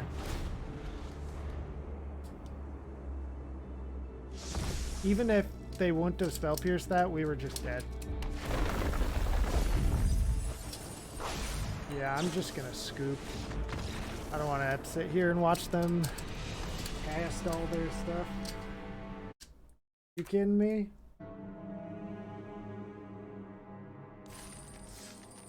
Alright, we're 2-2. I felt like this deck was gonna do really well, so I'm kind of disappointed so far. I mean, when it's worked really well.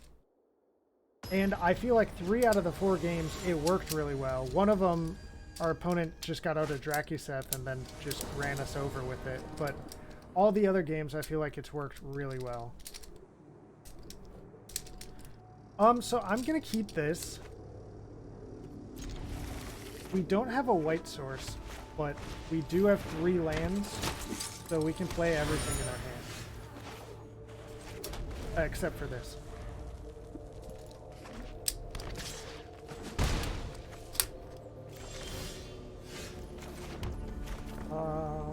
What? Oh, right.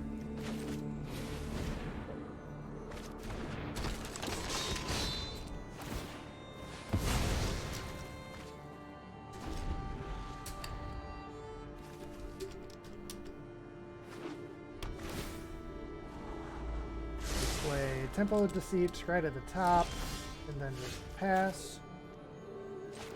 Play a Phoenix of Ash.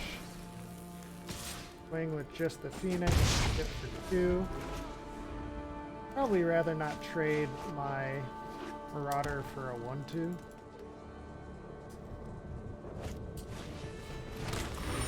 They get a crab token. And a clue token.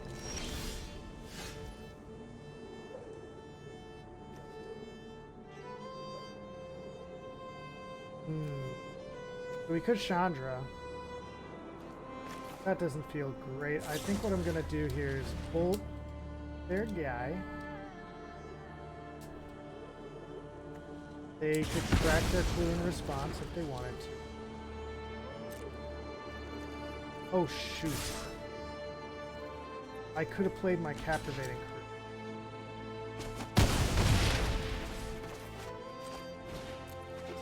I forgot that that could be a land, dang it. Oh well. The route that we went was fine. They kill off our Marauder, okay. Play a Field of the Dead. That's bad for me. I think I'm gonna play a Captivating Crew and a Legion's Landing. Then hit for 2. And now with that Captivating Crew down, if they play a blocker, well, they're going to take the Captivating Crew thing. Yep. Darn. Okay, let's go to combat and swing. If they block, we can pump and kill their guy. I didn't think they would block. And then let's play out our siege.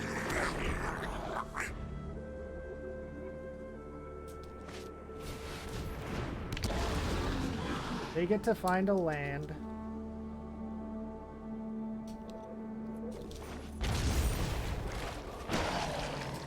They have a Field of the Dead, so now they're going to be making moves. Okay. Let's see. Chandra could get us a bolt. Is that relevant? I don't think. Oh!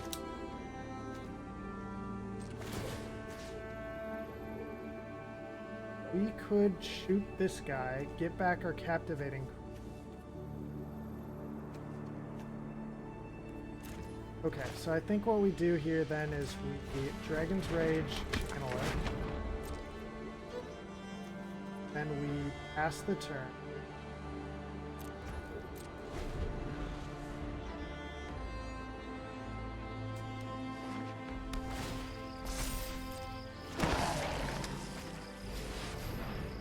Okay, so in response to that, I'm going to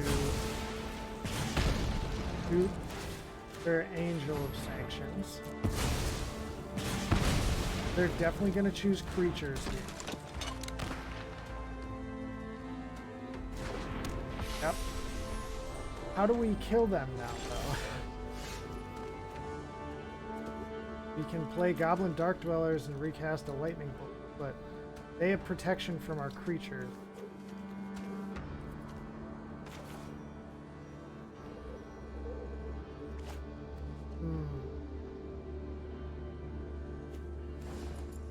Yeah, I think we're just dead. How do we kill them if they play Sarah's Emissary?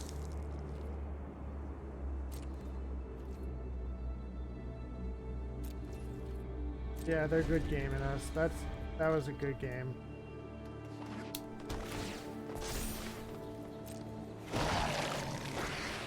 Rishkar's expertise. Oh no, that card is so nuts. Look at how many cards they drew. Now they get to cast one of them with CMC 5 or less. That's crazy.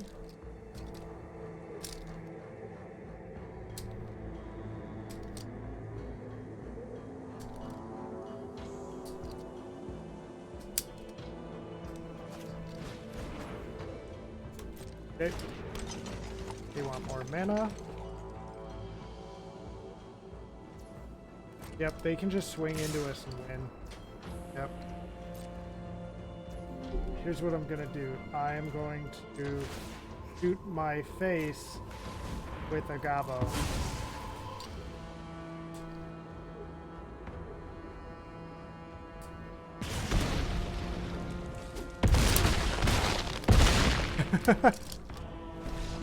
Yeah, I don't think our deck had any answers to Sarah's Emissary. Like, any answers at all. That was maybe an issue with how we drafted that deck. We didn't get any exile, like, at all whatsoever. Well, we had Skyclave Apparition, but that couldn't hit a 7 CMC card.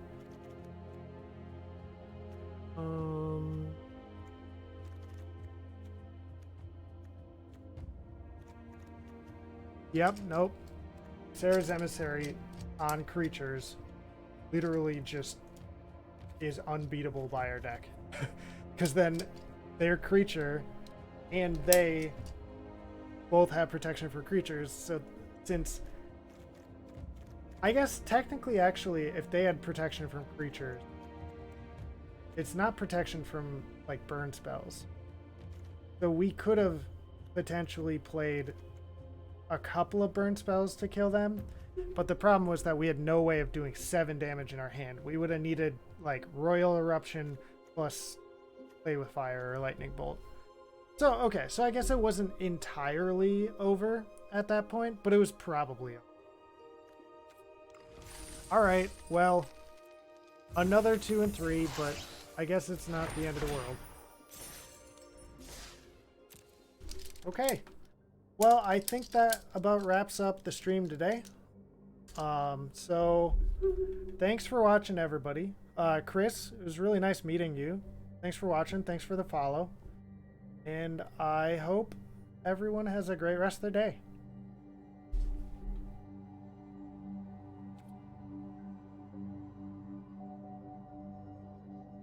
Check out this sweet mythic rare.